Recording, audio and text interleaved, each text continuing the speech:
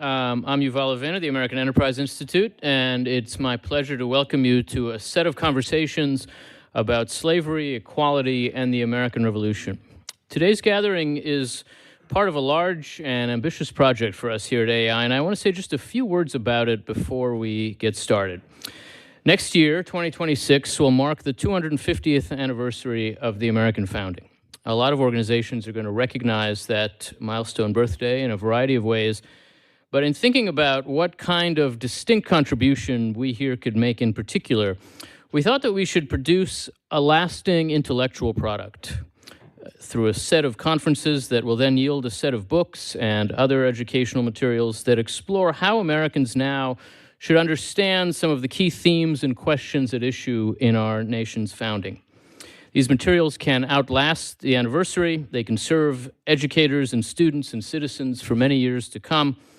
And to do that, they'll draw on scholars from a variety of fields with a diversity of viewpoints to offer Americans some wisdom about our civic and political inheritance. So over the course of more than 2 years, we're hosting 8 scholarly conferences here at AI, each of which is devoted to a particular facet of the character and legacy of the American Revolution.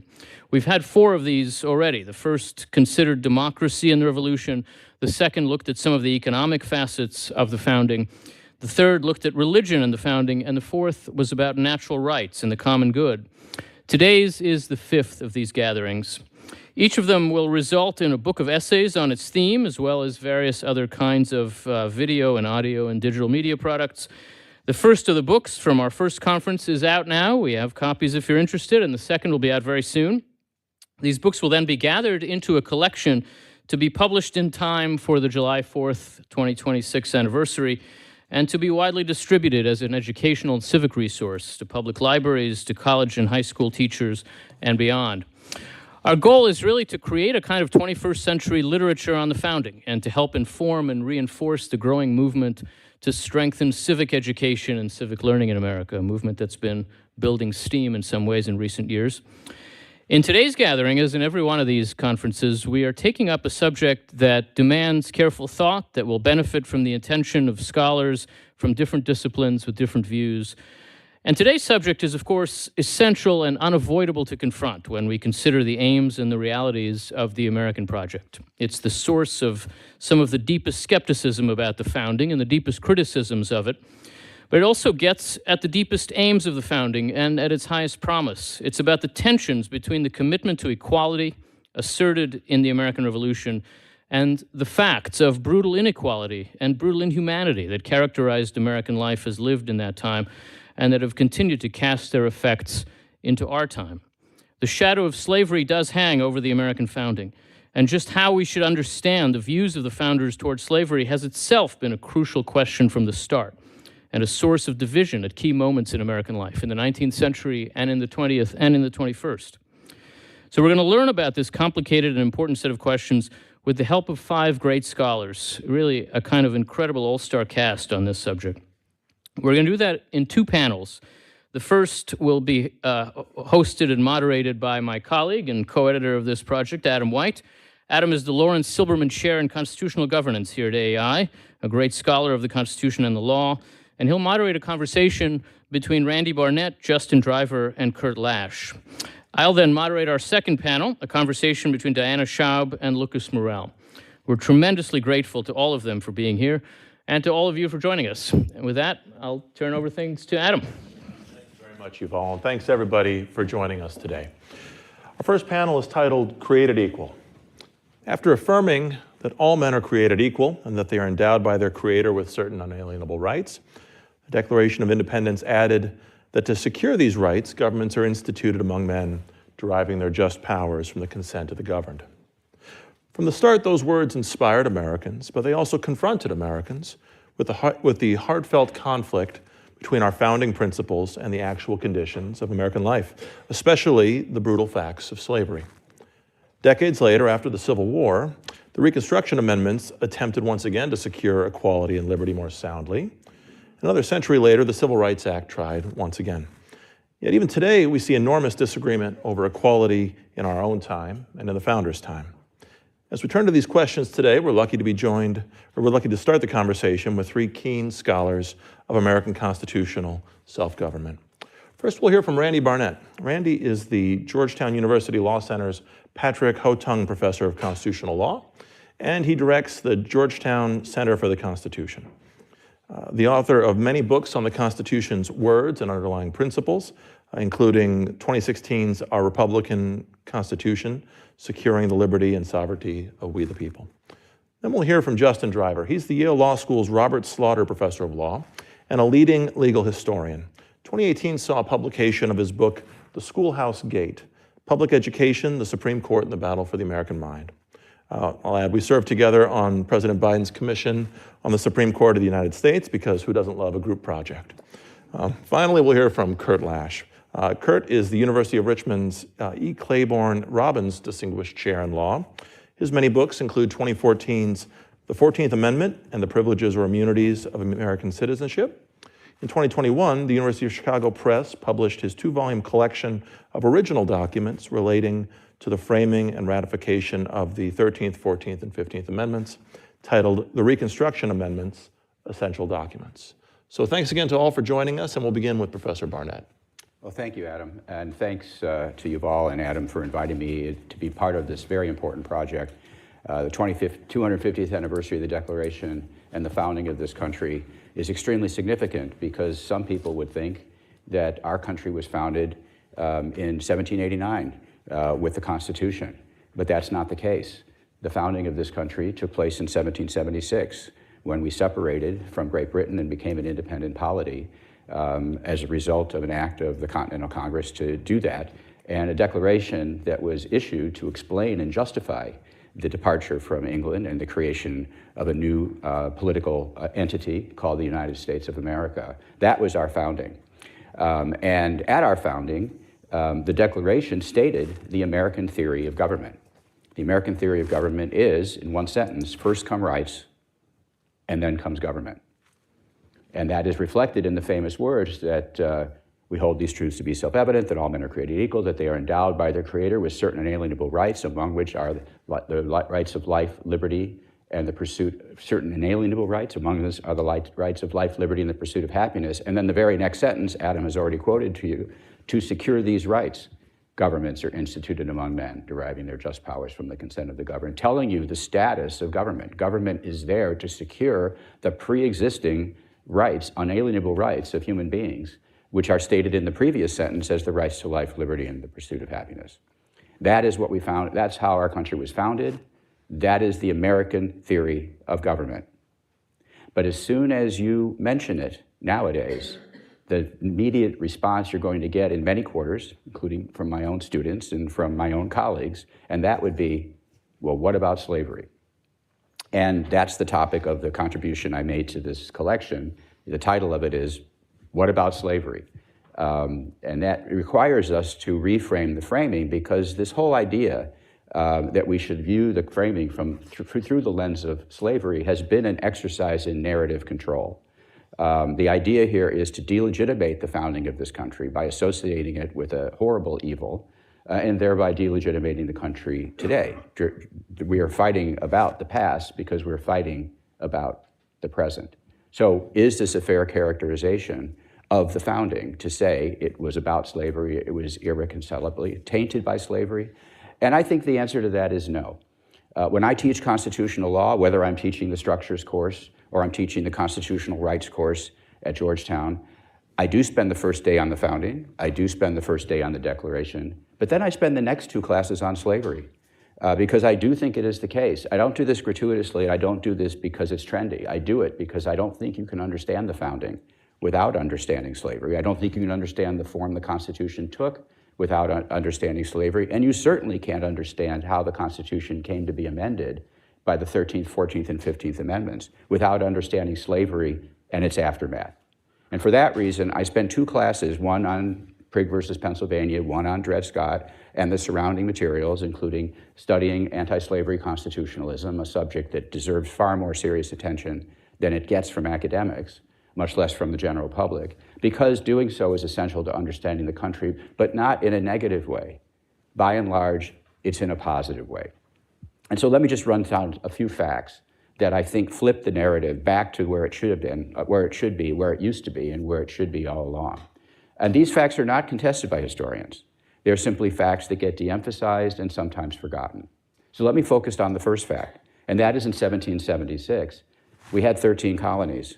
It became 13 states. Every one of them had slavery. It was 100% slavery in 1776. But by the time the Constitution was written, some 11 years later, just 11 years later, 5 of those states had made moves, had already moved to abolish slavery, had abolished it, or had moved to abolish slavery. One of them had abolished slavery as a result of a Supreme Court ruling, and that's the Commonwealth of Massachusetts. The Supreme Court held that slavery was unconstitutional in the Commonwealth of Massachusetts. So by the time the Constitution is drafted, 5 of the 13 states had already moved to abolish slavery. The 14th state, the state to join the Union next, Vermont, was founded as an independent republic in 1777, the year after, or within 6 months of the Declaration of Independence, and its constitution barred slavery. It was, historian Sean Wilentz tells us in his very important book, No Property in Man, it was the first constitution in the history of the world that abolished slavery.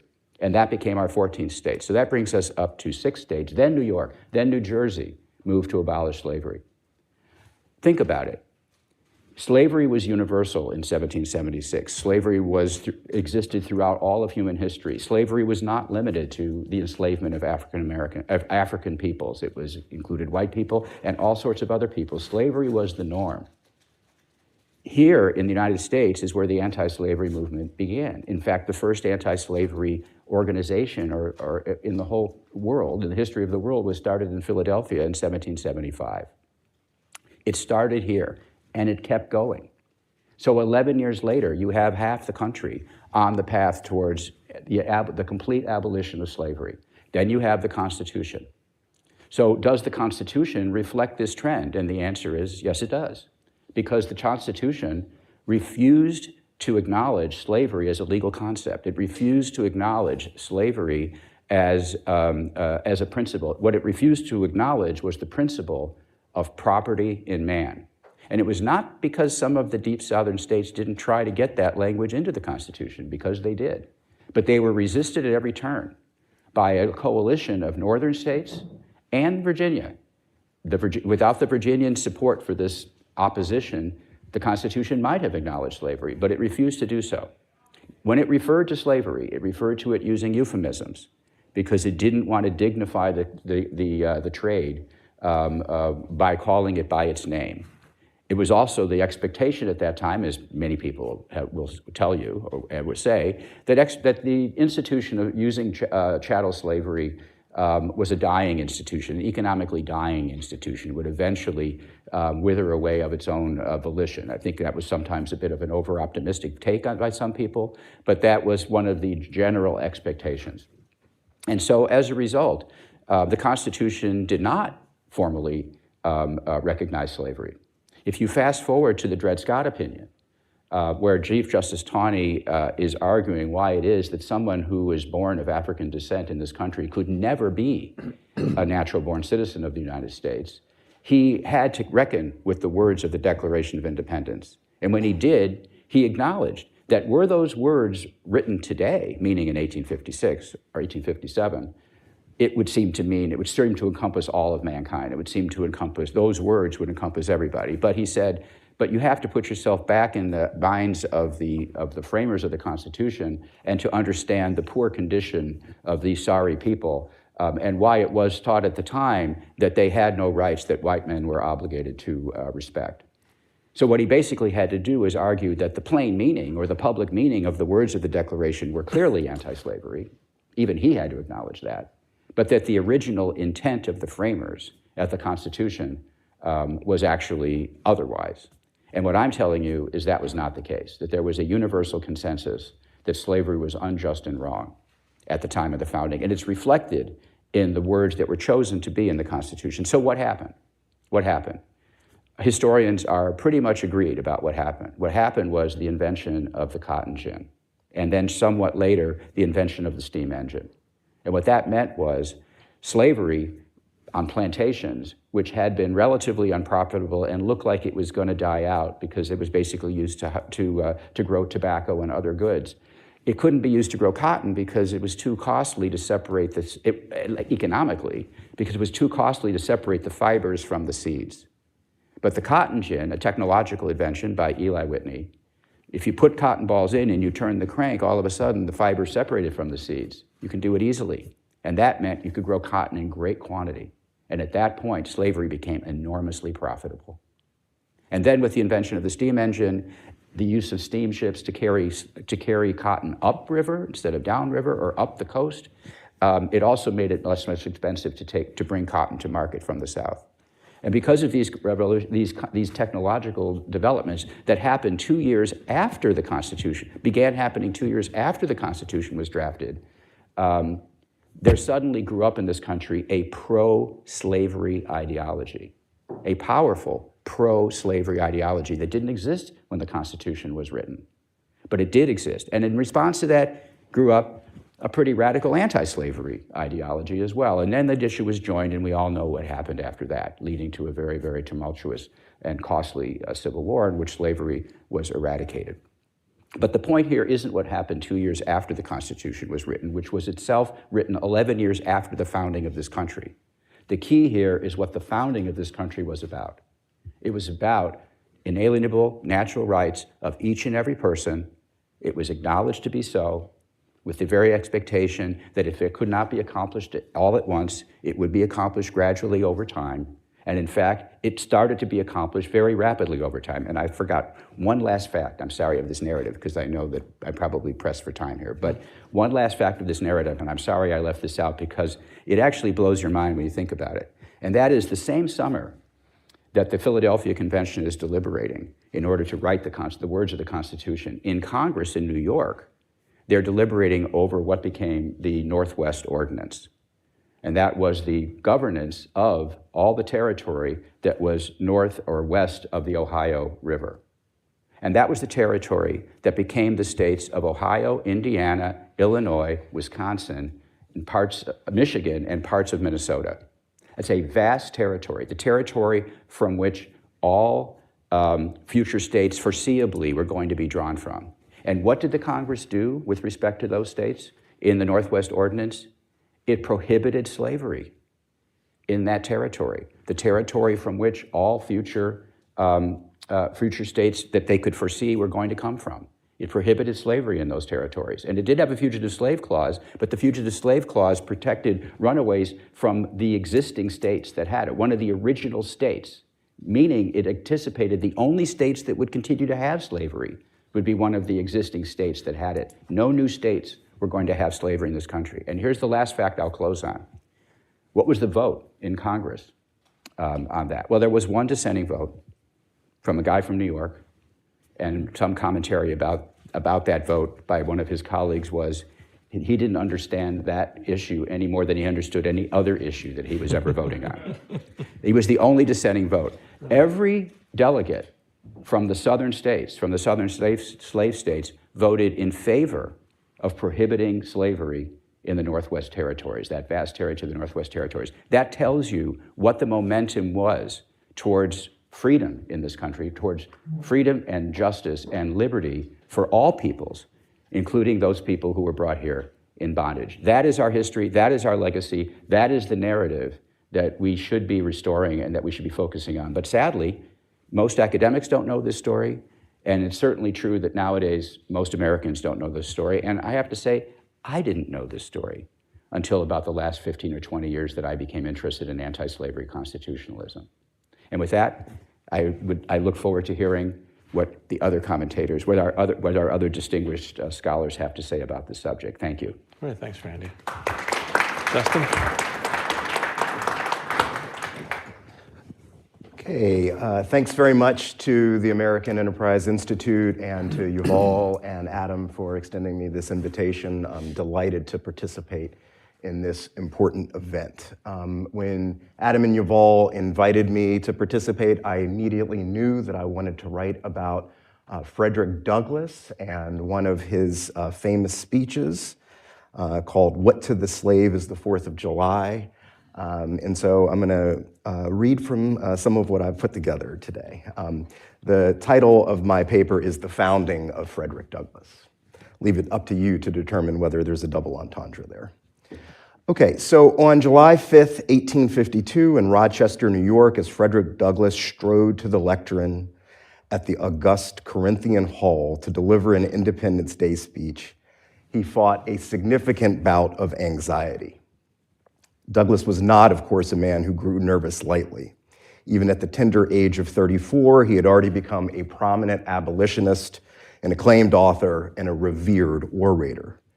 Indeed, Douglass rose to fame in no small part due to his ability to exhibit uncommon mettle. Before he entered public life, Douglass not only withstood severe ritualized beatings at the hands of an infamous slave breaker, he also dared to emancipate himself by escaping slavery. Sometimes in his time as an abolitionist, his message was an unpopular one, and he was beaten up, including in Pendleton, Indiana in 1843, where he was beaten by a mob so savagely that he lost consciousness and broke his right hand. Such prior brushes with danger did not, however, prevent him from experiencing the jitters in Rochester on that July afternoon as he listened to the Reverend Robert Raymond perform an introductory reading of the Declaration of Independence and prepared to deliver his address. Following the Declaration's recitation, observers noted that Douglass's hands trembled as he gripped his prepared remarks. And Douglass opened those remarks by confessing to the assembled masses that he was experiencing a quailing sensation, he called it. He was afraid. Douglass need not have been worried. When he concluded the speech now known as What to the Slave is the 4th of July, the audience responded rapturously, leaping to its feet to confer what one person called a universal burst of applause. Today, the initial ovation has not yet fully subsided. If anything, the applause has only grown louder.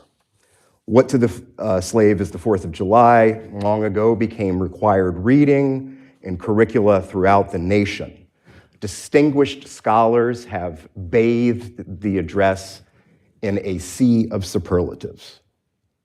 Professor Randall Kennedy of Harvard Law School has called it this is a quote, the most damning critique of American hypocrisy ever uttered. David Blight, author of the monumental Douglass biography, said that it is one of the great speeches in American history. He said, the speech transcended his audience as well as Corinthian Hall to enter the realm inhabited by great art. It's not hard to understand why Douglass's speech has won such fervent admiration. The speech is rhetorically and emotionally powerful, advancing pungent criticism of how the United States has too often failed to honor its lofty ideals. It is hard to imagine a more eloquent spokesman for this proposition than the mighty Frederick Douglass. And surely some of the admiration for the speech is attributable to Douglass's remarkable life. And he is a fascinating figure, and although he was divisive in his own 19th century, it seems to me that he has improbably achieved something like universal acclaim in the 21st century.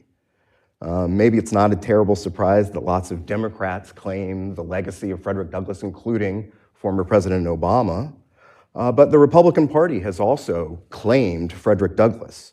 Indeed, there was a ceremony unveiling a statue of Frederick Douglass in 2013, and many members of the GOP's congressional delegation wore large buttons proclaiming Frederick Douglass was a Republican.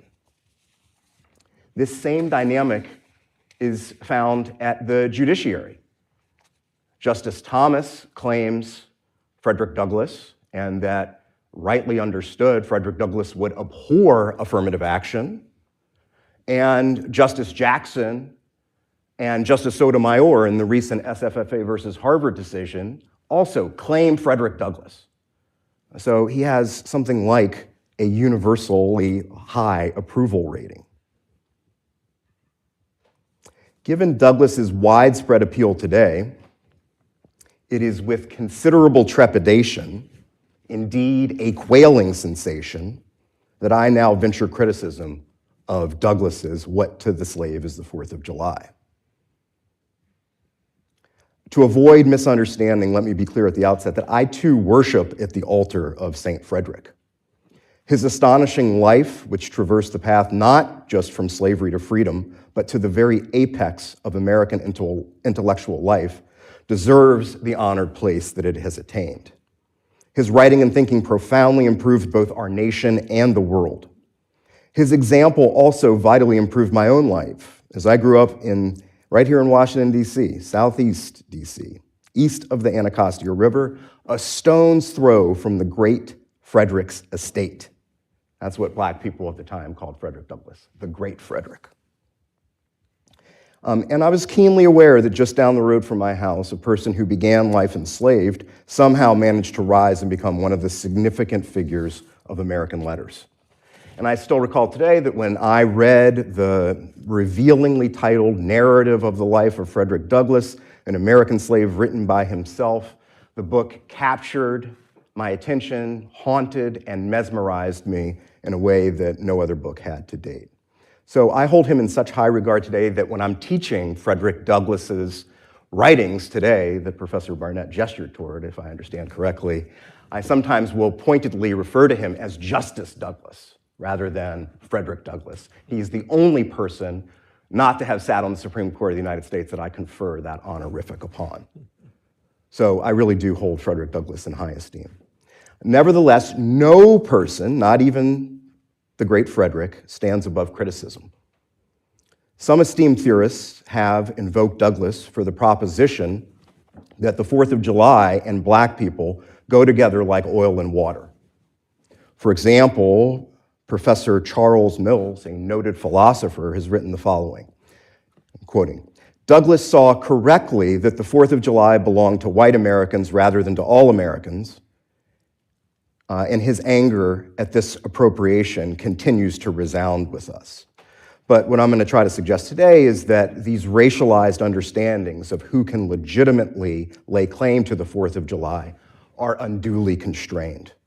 The 4th of July gave birth, of course, to the Declaration of Independence, and that document sparked not only the American Revolution against Britain. The Declaration's high-minded language has inspired many other revolts against oppression, including against white supremacy within the United States. Douglass's famous Rochester oration would have been considerably improved, I argue, had he lavished much greater attention on the Declaration of Independence's liberatory text and its larger meaning. So, what I really want to say is that in trying to recover several notable instances where black people have laid claim to the Declaration's emancipatory text, I hope not only to honor their efforts, but to insist further that the 4th of July is mine and ours. Okay, so I'll just briefly describe his famous oration, the Declaration of Independence, what to the slave. It is largely, condemnatory. He speaks overwhelmingly in the second person, referring to his audience as this is, in effect, your 4th of July, not mine, he says. You may rejoice, I must mourn. And of course, the most famous passage opens, what to the American slave is your 4th of July? I answer, a day that reveals to him more than all other days in the year, the gross injustice and cruelty to which he is the constant victim. To him, your celebration is a sham, your boasted liberty an unholy license, your national greatness swelling vanity. Your sounds of rejoicing are empty and heartless. This goes on in that vein for some time. It seems to me that this searing denunciation of the United States informs a significant tradition within black political thought. Reading these words today, it is striking how Douglass's remarks anticipate acerbic criticisms leveled by Marcus Garvey, Malcolm X, and more recently, Reverend Jeremiah Wright in his sermon that proclaimed not God bless America, but God damn America. Some people have suggested that if you really pay attention to Douglas's speech, that there are elements of more overt patriotism. I'm not convinced about that. I think that the overwhelming thrust of the speech is condemnatory rather than celebratory. Jack Balkin of Yale and Sandy Levinson of Texas have said the following. This is how they understand that speech. One of Douglas's most famous speeches on the 4th of July emphasized that the Declaration of Independence was only a declaration for white people, right? That's pretty cut and dry. Yet, I think that when Douglas said, "What have I or those I represent to do with your national independence?" he asks rhetorically, I think that the right, powerful response should have been everything. Such a response would have proceeded to pay careful attention to the Declaration's text. Indeed, 8 years after he spoke in Rochester, Douglas himself creatively and masterfully demonstrated how Black Americans could construe a different foundational American text, the U.S. Constitution, as a document that promotes racial equality and slavery's abolition. So in Glasgow in 1860, Douglas delivers another famous address, one that has now, it's becoming canonical, if not quite canonical. It appears in many US constitutional law casebooks. And the name of the address is the Constitution of the United States. Is it pro-slavery or is it anti-slavery? And he argues, properly understood, the Constitution of the United States is anti-slavery. And he does this by paying very careful attention to constitutional text. And he pulls apart textual considerations from one version, now in disrepute, of originalism. Original intent originalism rather than original public meaning originalism. And so he seizes upon the diffidence about slavery in the Constitution to say, properly understood, it needs to be anti-slavery. He says, "We the people."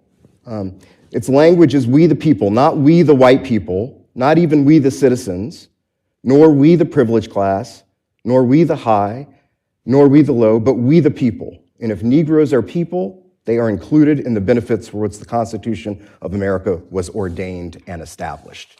And he goes on in this vein with I'll give you just one example from the speech. He talks about the 3/5 clause, talking about who's going to receive representation in the House of Representatives and determining population. 3/5 of slaves are going to count toward representation.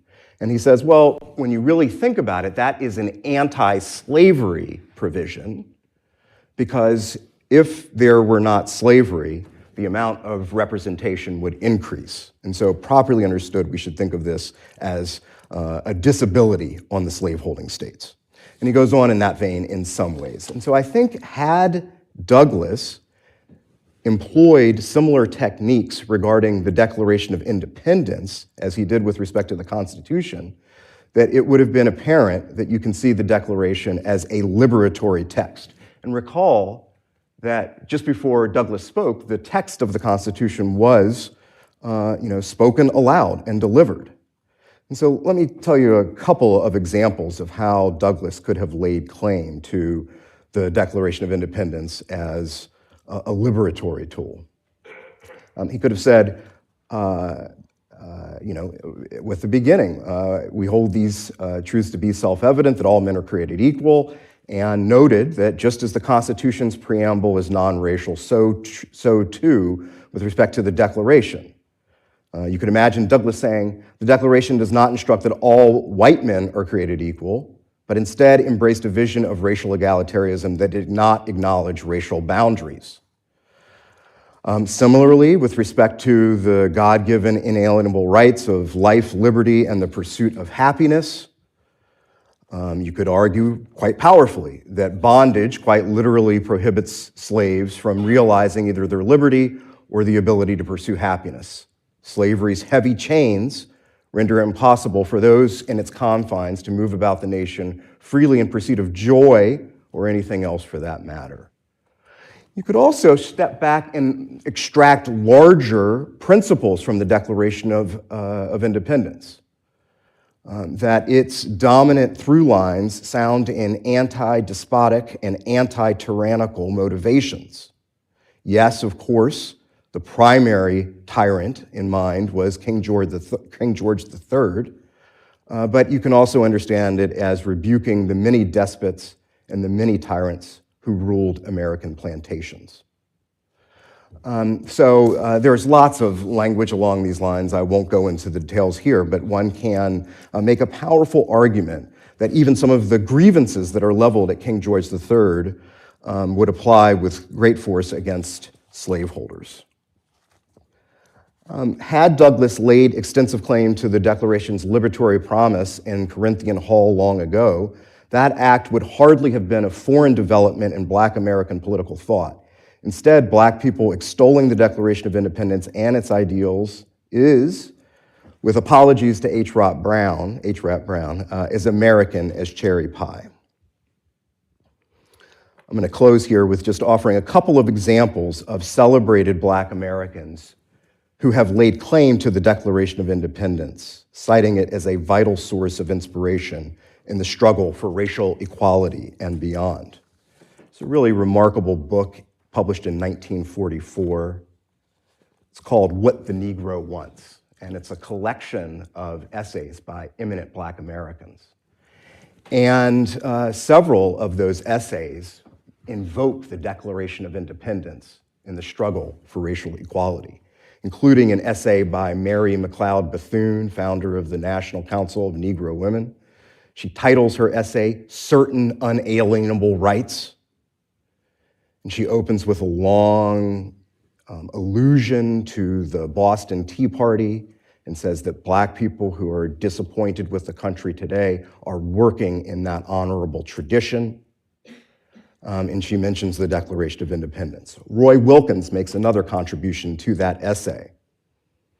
And he makes similar moves there where he says that the Negro is thoroughly American. He thinks and lives in the American tradition. He learns from American textbooks about the Revolutionary War, about independence, the spirit of America, and equality. And that was not a one-off for Wilkins. In 1955, he talked about those who were defending Jim Crow, and he says that the defenders of Jim Crow say never, like the Romans before the coming of Christ, like King John before Magna Carta, like George III of England before the Declaration of Independence. Martin Luther King Jr., obviously most famously in 1963, in the I Have a Dream speech, identifies the Declaration as a promissory note to which every American was to fall heir. He quotes from the Declaration of Independence repeatedly, including in the most famous passage. It does seem to me that this is one of these instances where familiarity breeds not contempt, but it does breed inattention. And people don't pay attention to the way that King was invoking the Declaration as much as they should. And of course, during the classical phase of the civil rights movement, King was far from alone in portraying its mission not as a castigation of American ideals, but instead as a consecration of those ideals. It may be tempting to believe that these sorts of invocations of the Declaration of Independence were only available to 20th century and 21st century Black folks. It's not the case. Danielle Allen of Harvard, who participated in a prior event and has noted that there's a man called Prince Hall, who only months after the Declaration of Independence became public, said that properly understood, Prince Hall was a freed Black man, and he said in Massachusetts that properly understood, it requires the abolition of slavery. Professor Allen says that this is the first usage of the Declaration of Independence to say that it's beyond anything involving King George III and Britain. Even Douglas himself in 1862 delivered another far less known 4th of July address, Professor Blight's biography goes to town on this, as he should. Delivers it in a place called Himrod Corners. And there he says he's not talking about your fathers, but he's talking, Douglas does, about our fathers. He says, seldom in the history of American letters has the subtraction, pardon me, he says, your fathers, not our fathers. Okay. So it seems to me that instead of excoriating white Americans for failing to honor fully the Declaration's promise of liberty, here Douglas encouraged them to make the promise real. And the last thing I'll say is, now, several decades after Douglas made his pivotal turn, theorists in certain corners doubt the wisdom of embracing America's governmental and intellectual foundations. While the Douglas posture of 1852, the Rochester speech, may be deeply fashionable today, we should not lose sight of the fact that the Douglas approach of 1862 is for the ages. Indeed, if Frederick Douglass and Mary McLeod Bethune and Roy Wilkins and Martin Luther King and Prince Hall all found inspiration in the Declaration of Independence as they waged their battles for racial equality, who are we now to abandon that honorable tradition? Thank you.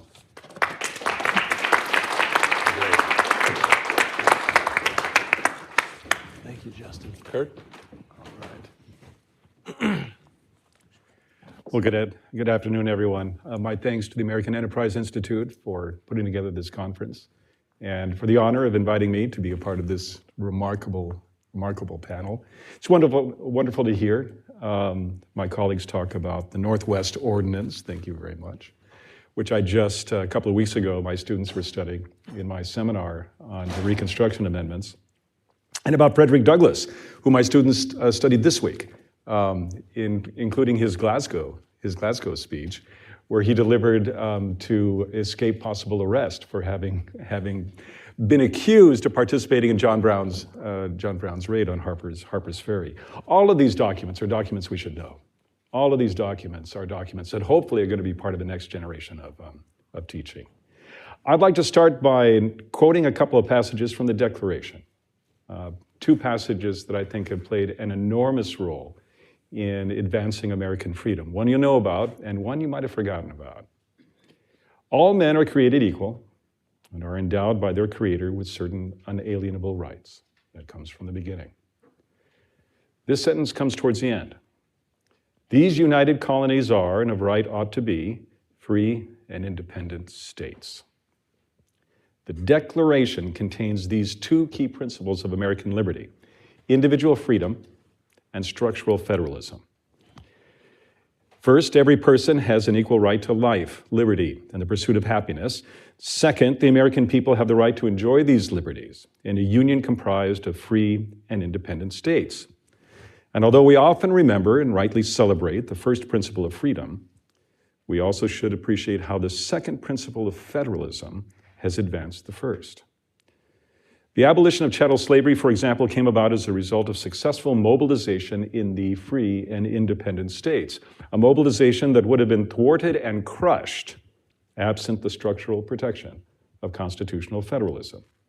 So for just a couple of minutes, I'd like to briefly tell the story about how independence gave birth to federalism and how federalism facilitated a new birth of freedom that culminated with the adoption of the 13th and 14th Amendments.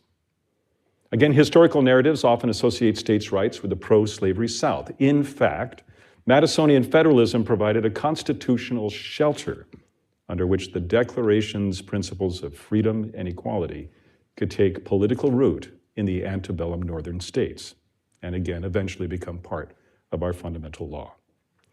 Now, as Randy has already reminded us, prior to the Declaration of Independence, chattel slavery existed throughout the North American continent. Slavery was endemic among the indigenous peoples of the interior. It was routinely practiced by the Spanish in the Southwest, and it was official British policy in all of the Atlantic colonies.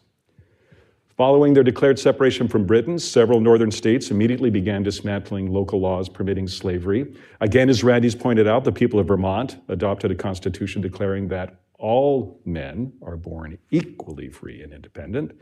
You have Pennsylvania, Rhode Island, and Connecticut passing acts calling for the gradual abolition of slavery. And by 1787, again, 5 of these states, or Vermont, a state to be, right, had officially moved against slavery. And in 1787, yes, Congress passed the Northwest Ordinance, which declared, quote, "There shall be neither slavery nor involuntary servitude in the said territory, otherwise than in the punishment of crimes whereof the party shall have been duly convicted."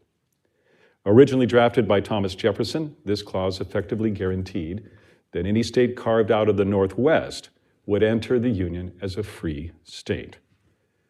That same year, the Philadelphia Convention drafted a new constitution. The original articles had failed to sufficiently provide for the common defense and secure the blessings of liberty. The new constitution would advance those goals and do so by way of a more robust central government, but also do so in a manner that preserved the basic structure of American federalism. As Publius wrote in Federalist 45, the powers of the national government would be few and defined, while those left to the states would be numerous and indefinite. Now, the liberty-enhancing idea of separating power at the national level is well known. This is the Madisonian ideal of checks and balances. Less appreciated is the related Madisonian idea that liberty is also enhanced by separating the powers of national and local governments. Maintaining these separate spheres of authority ensured an ongoing competition for the affection of the people. As Madison wrote in The Federalist, should the national government attempt to escape its constitutional limits, the state stood ready to, quote, "sound the alarm to the people," end quote, and mobilize state-level resistance. And in fact, in one of the first serious constitutional disputes in our nation's history, it involved an overreach by the national government and one which prompted just such a Madisonian alarm. In 1798, the federal government passed the Sedition Act. It criminalized speech falsely impugning the acts or character of the national government. This was our first misinformation law. In response, Madison and Jefferson sounded the alarm, and they drafted resolutions to be delivered in the Virginia and Kentucky state assemblies. And according to Madison, in his famous report on the Virginia resolutions, Congress had, in fact, exceeded its constitutional powers, and it had intruded into matters meant to be left to the states. Madison's argument won the day, if not in the courts of law, then in the court of public opinion. In the national elections of 1800, the political party responsible for the Sedition Act suffered a landslide defeat, and they were replaced by a new political party of James Madison and Thomas Jefferson, the Democratic Republicans. And as a result, the country entered the first millennia of its existence broadly committed to the constitutional principles of Madisonian federalism. And the survival of that federalism in 1800 then became incredibly important as the nation came apart over the issue of slavery. Early state efforts to abolish or restrict the expansion of slavery were wholly dependent on structural federalism. Absent those protections, the early antebellum abolitionist movement would have been suffocated under a blanket of pro-slavery nationalism. Between the founding and the Civil War, pro-slavery interests dominated the national government. As we've been reminded, as Justin reminded us, the 3/5 clause of the original Constitution gave a representational bonus to the slaveholding states. This increased the political power of the slaveholding states in Congress and in the Electoral College. The result was an almost unbroken line of slave-owning antebellum presidents and a series of federal actions supporting slavery and suppressing abolitionism. In addition to the 1793 and 1850 Fugitive Slave Acts, the national government also passed the gag rules, prohibiting the receipt of abolitionist petitions. And federal officials purged the national mail of abolitionist literature. In Dred Scott, the national Supreme Court ruled that the Missouri Compromise was an unconstitutional attempt to limit the advance of slavery. In short, without federalism providing a safe haven for pro-freedom mobilization in the northern states, a pro-slavery national government would have crushed local abolitionist dissent and established slavery as national policy. Instead, abolitionism in the northern states diversified and expanded and gave us heroes like Frederick Douglass and allowed Frederick Douglass to change his mind about the Constitution over time. What began as state-level activism by the 1850s had evolved into a national party one devoted to keeping slavery contained in the southern states. The Republican Party of Abraham Lincoln expressly celebrated structural federalism while simultaneously opposing the extension of slavery into the national territories. Having failed to force northern states to accept slavery as national policy, the so-called Confederate States of America now insisted on a unilateral right to secede from the Union, an equal, if opposite, violation of Madisonian federalism. When secessionists moved on federal armories and South Carolina fired on Fort Sumter, civil war became inevitable. But a war to end the rebellion is not necessarily a war to end slavery. Neither Lincoln nor congressional Republicans were willing to wait for an end of the Civil War before pursuing the adoption of an abolition amendment. Republicans drafted the 13th Amendment in early 1864 and secured its passage in January 1865, months before Lee's surrender at Appomattox. And for their text, Republicans drew from the well of the nation's founding, and they used Thomas Jefferson's language prohibiting slavery in the Northwest Territory.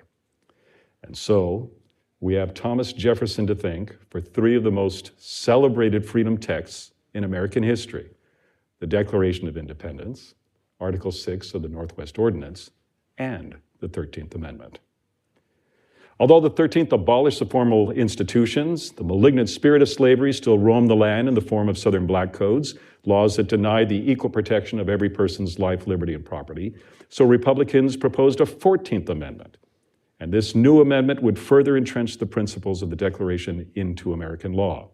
For if all men were created equal, then every person has an equal right to the protection of their life, liberty, and property. I'd like to close by simply pointing out that when they adopted these amendments, they did so not by forcing them on the southern states, but on insisting that every state in the Union have an opportunity to ratify those amendments and do so on a state-by-state basis. And as I love to remind my students, one of the greatest moments in our constitutional history occurred on July 9th, 1868, when the newly elected majority Black legislature of South Carolina voted to ratify the 14th Amendment. In that moment, the Declaration of Independence took on flesh and blood and walked among us.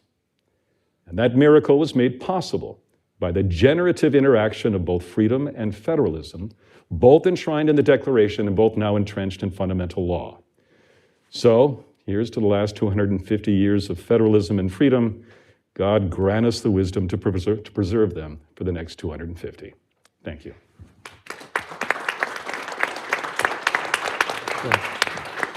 Well, thank you, Kurt, Justin, Randy.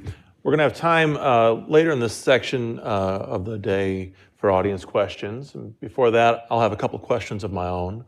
But before that, I just wanted to turn to our speakers and say a lot's already been said. Anybody has anything they'd immediately like to respond to or build upon, we have some time.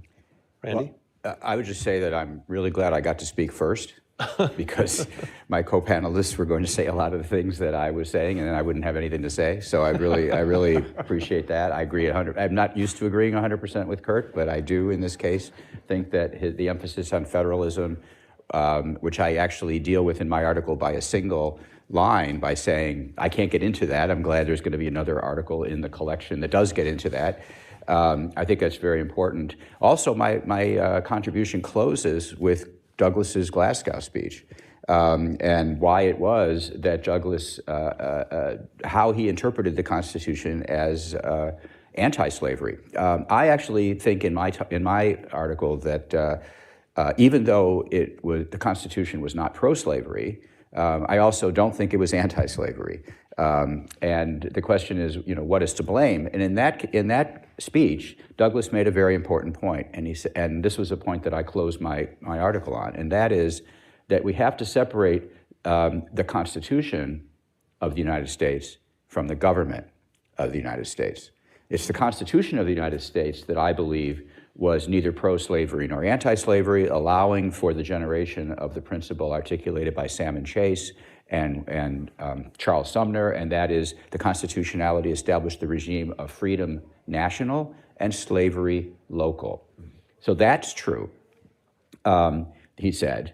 But the government of the United States was who was responsible for the fact that we had a pro-slavery federal government. And the pro-slavery federal government was in many respects, and this is what Kurt said as well, as a result of the 3/5 bonus of representation that the slave states got, which gave them another bonus in the Electoral College, which gave them a series of pro-slavery, or at the very minimum, neutral towards slavery presidents who appointed pro-slavery, or at the very worst, neutral towards slavery Supreme Court. And as a result, the result of all of this is what the anti-slavery folks and Frederick Douglass referred to as the slave power. And that's exactly the reason why Kurt is correct, that if given the domination of the slave power at the national level, that is what we would have been governed under, but for federalism. However, federalism did allow for pushback against the slave power, and the final proof that the Constitution was not pro-slavery is that once the slave power was defeated politically and the Republican Party was on its way into power, the slave power states had to leave the Union because they knew that what was coming was an anti-slavery program put in place by an anti-slavery party called the Republican Party that was going to undermine their peculiar institution. And that's why they had to get while the getting was good. And that is testimony to the original meaning of the text of the Constitution as opposed to how it came to be interpreted afterwards. Thanks, Randy. Any other initial reactions or thoughts? Justin? Yeah, I would say, thank you for those comments. Douglass is a protean figure. Professor Kennedy wrote a remarkable review essay suggesting about David Blight's biography, suggesting that Douglass, one of the reasons that so many different people claim him is that he articulates different positions over time. His constitutional vision begins as a Garrisonian one, that is to say, in effect, more or less, God damn the Constitution, right? I want to see it destroyed. And then over time, he moves almost 180 degrees and says, in fact, God bless the Constitution. And if you look at it hard enough and really foreground the text, it is a wonderfully sort of creative argument, right?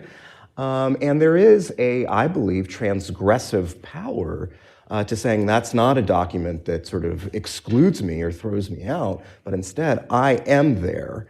And by pledging allegiance to the Constitution and eventually pledging allegiance to the Declaration of Independence, as he would in the Himrod Corners speech that just about nobody knows about, there is, as I say, a real opportunity for liberation, and many of Frederick Douglass's errors in the project of racial egalitarianism have followed his second lead. It does say something notable about our current moment, that the 1852 Rochester speech is the one that is sort of universally known. Indeed, my daughter came here from Connecticut on a school trip and purchased from a museum a copy of this address that is rolled up on sort of parchment paper. It is quite prevalent. It makes the rounds on Twitter every 4th of July. And I wish that more people appreciated that Frederick Douglass did have different sort of positions and attitudes toward the United States that he articulated at different points in his life. Just briefly, and thank you for that, and thank you for raising the importance of Douglass. When I put together my collection of documents, they're meant to be documents that relate to the framing and ratification of the 13th, 14th, and 15th Amendments. And of course, the whole beginning of it has to do with the constitutional debates that preceded Reconstruction and the adoption of the 13th and 14th. And so that's where Frederick Douglass was going to come in. And I did an edited version of his narrative of my life as a slave, and I had to exclude it. It broke my heart. But now I had to make a choice between the 4th of July speech or the Glasgow speech. And I decided to go with the Glasgow speech. Do we have a pro-slavery constitution? No, is his answer. I went with that one because that one seemed to have the greater impact in his time. as showing an important strain of a new understanding of the Constitution that could be pro-freedom. So that's the one that I went with. Just a couple of questions from me. Throughout your opening remarks, you touched time and time again on the ways in which the American legislature was very adept at legislating broad statements in favor of liberty and equality, either in the shadow of slavery or in the aftermath of slavery. You mentioned them all: the Declaration of Independence, the Northwest Ordinance, the Reconstruction Amendments, and eventually the Civil Rights Act. But in actually implementing those laws, either in the courts or in administration, our history has been troubled, we'll say, over and over again, or contested, or controversial. And I'm just wondering, what does this teach us, either about the principles or about those institutions? Why is it that Congress, even before we had a Constitution, our Congress could rise to the moment and legislate these statements, but then in actually implementing them, it becomes so difficult? Randy? Well, 2 data points. Number one, the Constitution gave the Commerce Power gave Congress the power to abolish the international slave trade, but it delayed the implementation of that till 1808. The minute they could do it, they did it. They abolished it. Thomas Jefferson proposed legislation. He signed that legislation. They didn't hesitate. And in fact, prior to that, something that I didn't realize until I read Sean Wilentze's book, they were already using their commerce power to regulate slavery by barring, for example, American ships to participate in the slave trade. So Congress did step up to the plate there. However, second data point, Congress in 1875 passes the Civil Rights, I shouldn't say however, I would say second data point. Right. In 1875, Congress passes the Civil Rights Act of 1875, in tribute to Charles Sumner, who had been championing this for 4 years and who has passed away. And that barred racial discrimination in the provision of public accommodations, the very thing that later on Congress would do in the 1960s using its commerce power. Here, Congress does it using its Section 5 power under the 14th Amendment. Congress stepped up to the plate. Had that amendment been allowed to work and be enforced by the Justice Department, which was created to enforce amendments and provisions like that, our history would have been completely different. Yeah. But what happened to that amendment? It was invalidated by the Supreme Court in a way that was wholly unjustified, and just really turned the 14th Amendment from bread into stone. But I guess what's the upshot of that then for the other branches? You're alluding to what the court did and did wrong in that case, and the court time and time again fell short of the sort of the call for equality and liberty that we saw coming out of the legislatures. Administration also has been extremely difficult at this on these questions. What does that teach us about either the courts or administration, or just the challenges of bringing these sort of broad principles into day-to-day reality? I'll leave it to my colleagues to say more. I'm just going to say all of these political institutions are creatures of their time, and they're creatures of the politics of their time. Yeah. And that is certainly what happened to the 14th Amendment after it was adopted. Politics shifted, and some of the people who had been put on the Supreme Court were there for other reasons other than commitments to this idea of racial equality, and eventually they had their way. So I would just say politics gets in the way of a lot of good things. Mm-hmm. Kurt, Justin?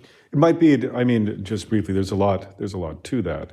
And I agree with what Randy has said. But part of the constitutional psychology that goes on is this idea that most days we as private citizens are concerned with our private lives and not necessarily with the larger considerations of justice for those around us. It's only during certain great and extraordinary moments that we come together as a people and we actually focus on issues of such fundamental importance that we'd actually write them into the Constitution.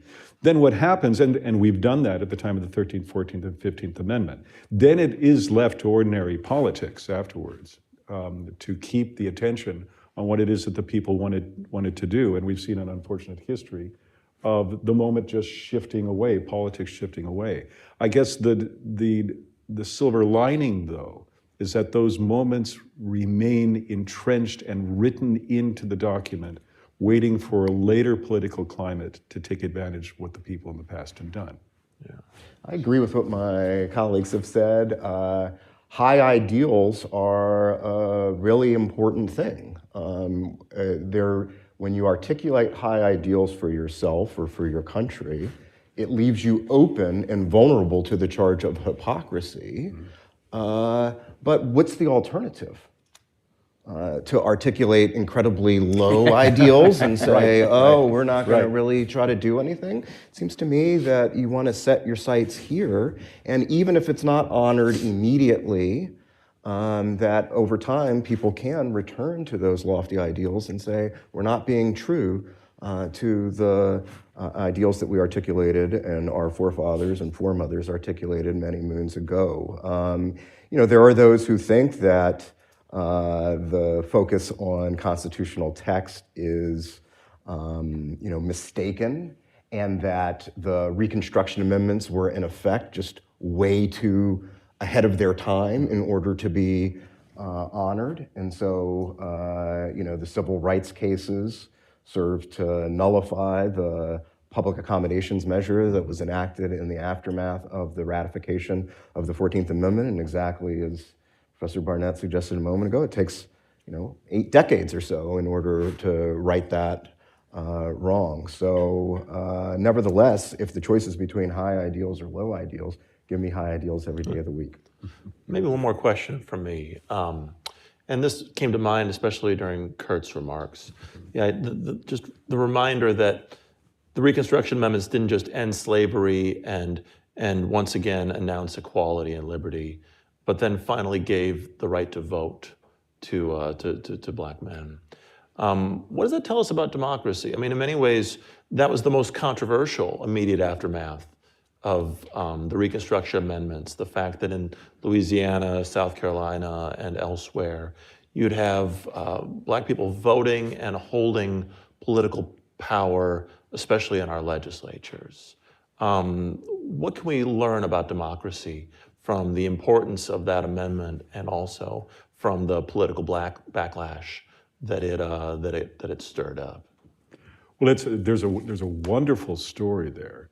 And of course, one of the most dramatic moments in our history involves the extension of political power and voting power to Black Americans. The 15th Amendment, of course, removes the color bar from voting. What was controversial about the 15th Amendment wasn't the extension of voting to Black Americans in the South. Black Americans in the South already had the right to vote. Under the Reconstruction Acts, which were passed as part of the effort to ratify the 14th Amendment, you had Black Americans in the South registered to vote alongside of loyal Americans in the South to decide whether or not they wanted new state governments, and then have those new state governments decide whether or not they wanted a new amendment. So Black Americans then voted for new state governments, and they voted in favor of the 14th Amendment. They then were able to recognize the Republicans were able to recognize the political power, the democratic power of Black Americans in the South, and they began to consider maybe we need an amendment that would bring the vote to the North.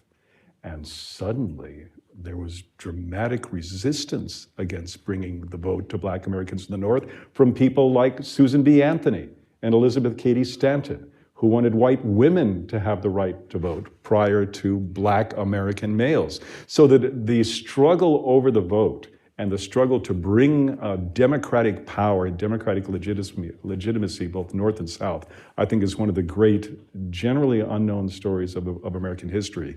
But the power of that democratic moment gives a legitimacy to the Reconstruction Amendments that I think are not fully appreciated. These were not forced on the people of the South. They were democratically embraced. Yeah. Any other thoughts before we open it up? Just want to say we normally have questions coming in from online, but I'm embarrassed to say I left the tablet and my phone back at the back of the podium. So if we have any questions come in, I'll need Nicole or Tori to announce the questions for me. And I'm going to give the first question to Yuval. Yuval, the microphone's going to find you. Oh, yes. Okay. I know the line. Thank you. Thank you, really, for wonderful presentations and conversation. I think this is a question mostly for Kurt.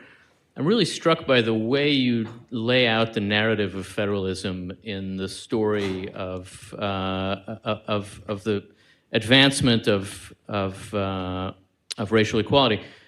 How do you think about it after the 14th Amendment? The general story is the 14th Amendment limited federalism. It nationalized the preservation of individual rights.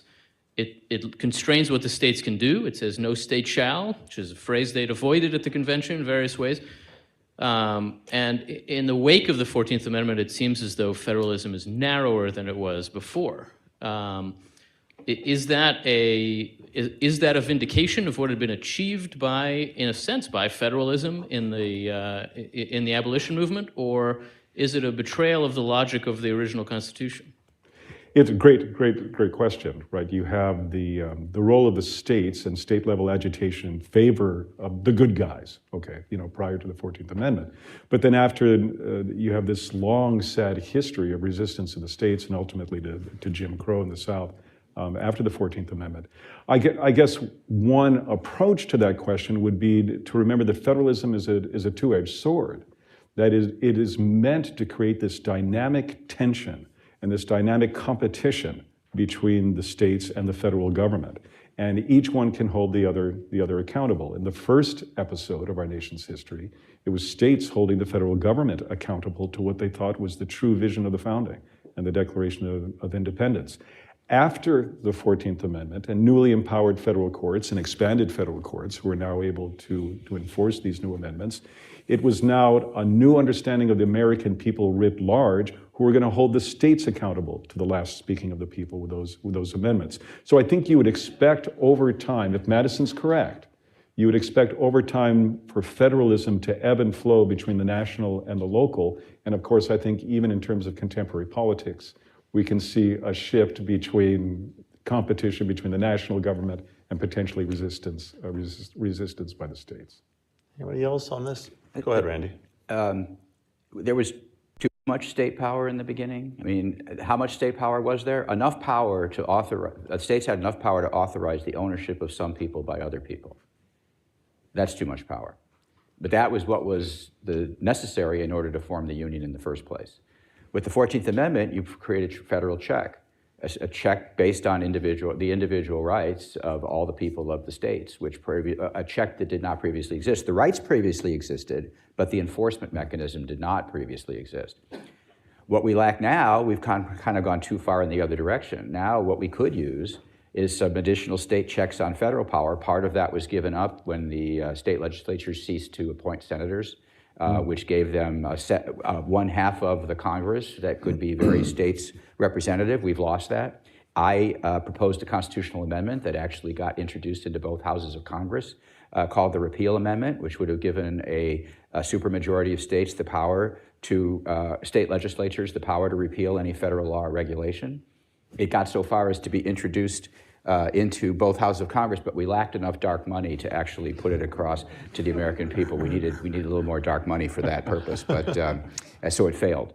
But I think we could use a few more checks on the federal government that come out of the states. Let me ask a follow-up on this. Another thing that occurred to me, I'll just preface with this. A few years ago, we did a book here at AEI for the 200th anniversary of McCulloch versus Maryland. And I wrote an essay, among many others, for that book. And in going back to the debates leading up to McCulloch versus Maryland and the actual litigation of the case, one of the recurring themes is the extent to which the North and advocates for national power really wanted to push the argument that the strong national power was needed to limit slavery.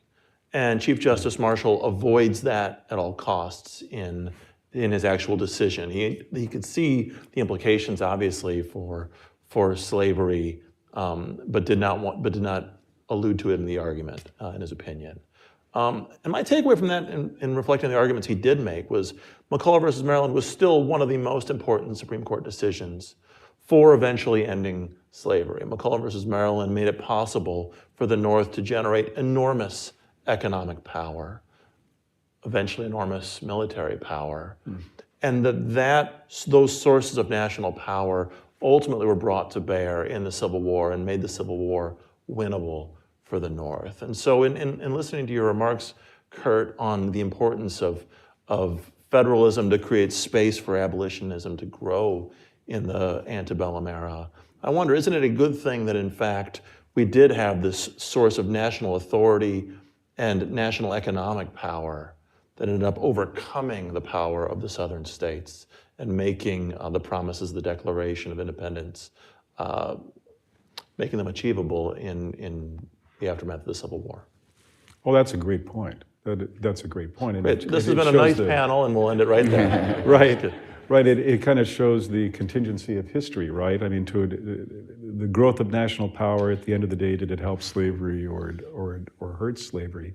I think I would want to know exactly more about how that would play out. I don't see anything about machinery and grand machinery that prevents it from being used to grind down a human soul. Sure. I think we learned that, of course, from the invention of the cotton gin.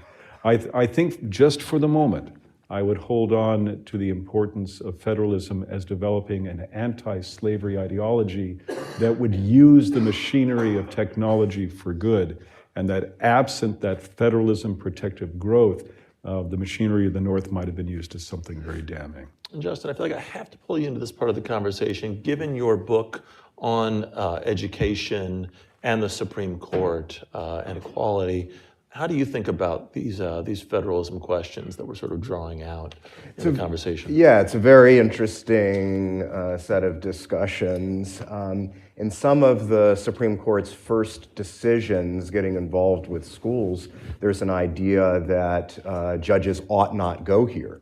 That the Supreme Court of the United States has no business turning in what was referred to as a school board for the country. This was an argument that was made even in the flag salute cases from the 1940s. I have in mind the Barnett case, where a West Virginia statute is requiring everyone to pledge allegiance to the flag. That raises an issue if you're a Jehovah's Witness or wish not to recite the Pledge of Allegiance. And many people at the time thought, well, this is just a quintessentially local matter, and if we have any respect for federalism and local control, we need to be able to stay out of this business. That's not how the Supreme Court decided it, and of course, similar arguments were made with respect to Brown versus Board of Education. The Southern Manifesto in 1956 comes out 2 years after Brown, from 1954, and one of the arguments that was made in this document that was signed by about 100 congressmen and senators, saying that in effect Brown was wrongly decided, is that if you look for the word education in the Constitution of the United States, it's not there, right? If you sort of Control F for the word education, you won't see it there. Therefore, the federal government in the form of the courts should stay out of this altogether. Now, those arguments did not carry the day, but you do see these ideas, of course, and these issues do continue to reverberate, including at the court today. The court later this term is going to hear arguments about whether parents can opt out of particular educational training for their children. And so these arguments continue to occur and recur in various guises throughout time. Randy? Just one little thing I forgot to mention in response to Yuval's question, and that is, it was these certain justices' commitment to the pre-Civil War concept of federalism that led them to gut the 14th Amendment. So that commitment to that unlimited power and the fear of the national government that caused them to gut a constitutionally adopted amendment. It's in the text of the Constitution. That was not the appropriate thing they should have done, but that's how powerful that vision of federalism was. Great. I see Nicole in the back with, I think, an audience question from online. I'll summarize a little bit. So they're curious about the relationship between the 14th Amendment and birthright citizenship, and why that's such a central piece of that amendment. Just. Well, the traditional understanding would be that the 14th Amendment arises partly in response to the woeful Dred Scott decision from 1857, where Chief Justice Taney says black people are not citizens of the United States and cannot be forevermore, regardless of whether they're free or enslaved. And the 14th Amendment in the first sentence says that everyone born in the United States is a citizen. That's a paraphrase, obviously. And this gives us the idea of birthright citizenship. And that is a very rare constitutional amendment that is understood to repudiate a Supreme Court decision. So obviously, these issues are very much in the air right now about the exact contours of birthright citizenship, but that's the basic idea, and that's what is the nub of the issue. Before Kurt and Randy jump in on this, I want to expand. I'm doing no jumping. No, I know. Well, let me just expand the question a little bit.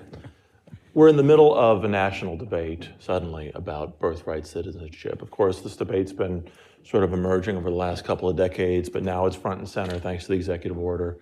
There may be litigation about this, a Supreme Court case someday. There's going to be scholarship and op-eds and essays and all of that. I guess my softer way of asking the question would be, what can we learn from our history of debating equality and liberty, sort of the best moments and the worst moments of American history, and grappling with the nature of citizenship, equality, and liberty? What can we learn from those debates as we go about thinking about this question in our own time? No, that's too soft. I want to go for the hard Okay, question sure. right away. There's much to be learned from our history before we ever get to, that we should start with before we get to the particular question on the plate before us today in terms of the executive order having to do with birthright citizenship. One of the, I think, surprising aspects of our history, I'm curious what my co-panelists think about this, is that the 14th Amendment begins, all persons born or naturalized in the United States are citizens of the United States and of the state wherein they reside. And it was the first time we defined how you became a citizen of the United States. Our first 70 years as a Constitution, it wasn't defined.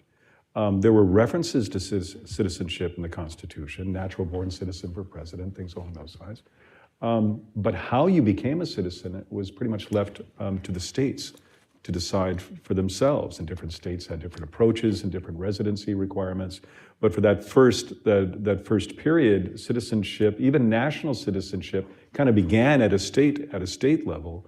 And one of the issues in Dred Scott was whether or not states were going to be allowed to control who could become an American citizen, because northern states were granting citizenship to Black Americans. And if that were true, then if you were a free Black American, you could invoke the jurisdiction of the federal courts. And maybe if you were an enslaved Black American who was brought voluntarily to a free soil state, and thereby, under the rules of the laws of Massachusetts, become a free person, you now can sue in federal court to establish your freedom. So you had a rejection of this idea that this could be controlled on a state level in Dred Scott. The court refused to allow free states to grant their local Black residents citizenship and thereby make them citizens of the United States. So even though it had been left to the states before, Dred Scott then tries to make an anti-Black reading of the Constitution. It was one of the first things that Republicans wanted to address after the Civil War, when they began debating how to bring freedom to the newly emancipated Blacks in the South. So you get the 1866 Civil Rights Act, which also begins early in 1866, persons born in the United States and not subject to any foreign government, excluding Indians not taxed, I think. It was an early attempt to finally bring a definition of citizenship to a national level. So we first began to talk about citizenship when we began to talk about adopting the 14th Amendment. So all of this conversation and all of this debate, I'm very hopeful, is going to make people more attentive than ever to that particular moment in our history when we took these issues so seriously and engaged in a deep debate for the first time on the nature of American citizenship. We're going to argue, but I think it'll be instructive for everyone. We have just 1 minute left, and so before we go, of course, we want everybody to read the essays that you've written for this book and the other essays that will be in the book. If you could leave our audience with one last reading recommendation, either something you've alluded to already or something you haven't, what's the best thing that they could read about these themes when they leave today? Go ahead, Randy. Absolutely, it's Sean Willentz's No Property in Man, which tells a story that I was, as somebody who had been studying anti-slavery constitutionalism for 15 years, was unfamiliar with some of it. It's a paperback, it's very accessible. The Georgetown Center for the Constitution awarded it Salmon Chase book prize of $50,000 because we thought it was so outstanding. That would be the thing I would read first. Thanks, Randy. Kurt? What an enormous question. I'm simply going to agree with Randy. It's been very influential to me as well. A new idea about how the Declaration of Independence broke open the doors to freedom in a way that I hadn't appreciated before. Great. And finally, Justin. I will recommend Professor Danielle Allen's book on the Declaration of Independence. She's taught a course when she was at the University of Chicago during nights, where night students are really wrestling with the Declaration of Independence and its meanings. Her work in this area is significant. Wonderful. Well, the next panel in a few moments will be A New Birth of Freedom with Diana Schaub and Lucas Morel. There'll be a small break in between, but before we break, please join me in thanking our guests today. Hey.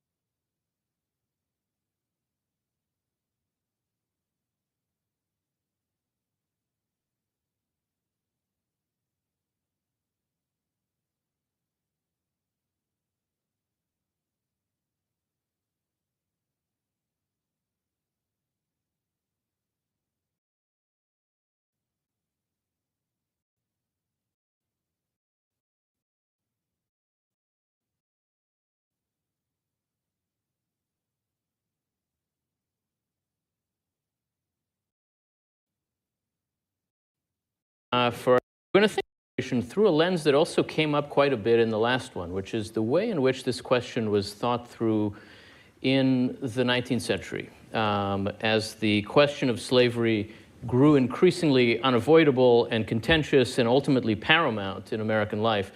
And as we'll see, it wasn't just the question of slavery in its own terms, but also the very question of how the founders thought about slavery that became a focal point for the divisions of that era.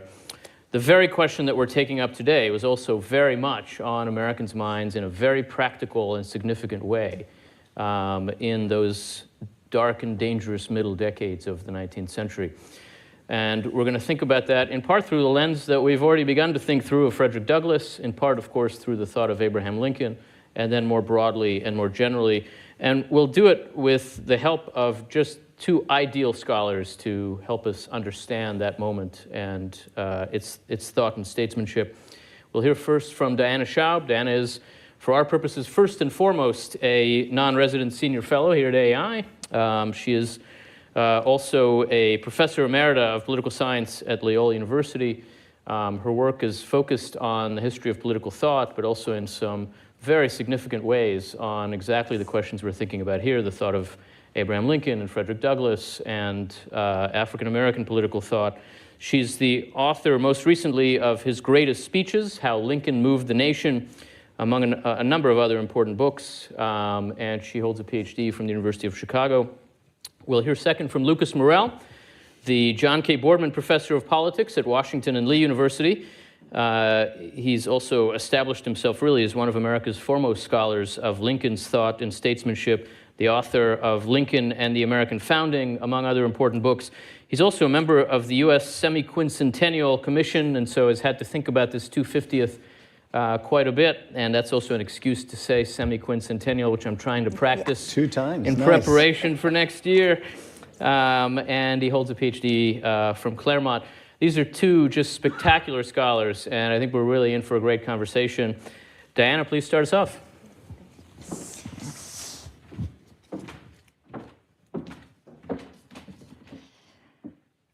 Okay, because I have no pocket, I have to figure out what to do with this thing. Okay. All right. In his most famous speech, What to the Slave is the 4th of July, already mentioned in the previous panel, it was delivered 76 years after 1776. And in that speech, Frederick Douglass found hope in the thought that the nation was young and might be capable of moral growth. Were the nation older, he said, the patriot's heart might be sadder. Our nation is now considerably older. With the approach of our semi-quincentennial year, must our hearts be sad? Perhaps there are grounds for hope in the fact that even old nations are continually refreshed by young citizens. Like the poor, the young will always be with us. But that means the task of education is always with us also. Birthright citizenship does not make citizens. Only a properly formative education can do that. Unfortunately, students today are largely shaped by their early and sustained miseducation. That miseducation involves not only failures of intellect, but a more profound disorder of the heart. For the most part, young Americans are not patriots. Indeed, they regard patriotism with suspicion. This creates a dilemma for civic learning, since all learning begins in love. Budding entomologists just love bugs. That kind of pure and simple attachment is not possible in the political realm. In my long experience as a college teacher, most students arrive with serious reservations about the American founding. And it turns out that those reservations are rooted in the American attachment to equality. Although students are unaware that their very objection pays tribute to the founders' Declaration of Equality as the premise of the nation. Instead of understanding how the founders shaped the moral commitments of succeeding generations, students have been instructed that the founders were either hypocrites or worse than hypocrites. Either they included blacks within the human family, in which case they were hypocrites for not immediately ending slavery and establishing equality, or they didn't even consider blacks to be human, in which case they were racist fools. Either interpretation leads young people to feel shame rather than gratitude towards their inheritance. I'm convinced that students will hold themselves aloof from civic learning until their moral qualms about the nation's origins are addressed. So, how to proceed? Frederick Douglass comes to our rescue, showing how a person of the utmost moral seriousness and intellectual integrity could move from a position of radical alienation to one of genuine attachment, and do so through a searching confrontation with the founding documents. Frederick Douglass demonstrates how grievance and gratitude can be balanced in thoughtful patriotism. Not surprisingly, Douglass viewed the United States from the perspective of the enslaved. His first impulse after his escape from enslavement was to denounce the nation, root and branch. That impulse led him to become a follower of William Lloyd Garrison, who radicalized the anti-slavery movement with his pronouncement that the U.S. Constitution was a covenant with death and an agreement with hell. While today's students haven't the religious foundation or the powerful eloquence of the self-educated former slave, they would applaud his sentiments. How can I love a country that dooms 3 million of my brethren, some of them my own kindred, my own brothers, my own sisters, who are now clanking the chains of slavery upon the plains of the South, whose warm blood is now making fat the soil of Maryland and Alabama, and over whose crushed spirits rolls the dark shadow of oppression, shutting out and extinguishing forever the cheering rays of that bright sun of liberty, lighted in the souls of all God's children by the omnipotent hand of deity itself.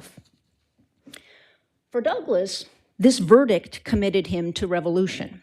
He called for the Constitution to be shivered in 1,000 fragments. While some students today pursue an activist anti-Americanism, most young people draw a different lesson. Their hostility to America's disgraceful past compounds their pre-existing political apathy. As Tocqueville predicted, equality of conditions would lead Americans to withdraw into narrow self-absorption. Of course, it's a self-absorption that pays lip service to the reigning globalist humanitarianism. Like the Garrisonians, today's students are cosmopolitans, but that stance is now mostly shorn of its Garrisonian fervor. They are lazy, disaffected cosmopolitans.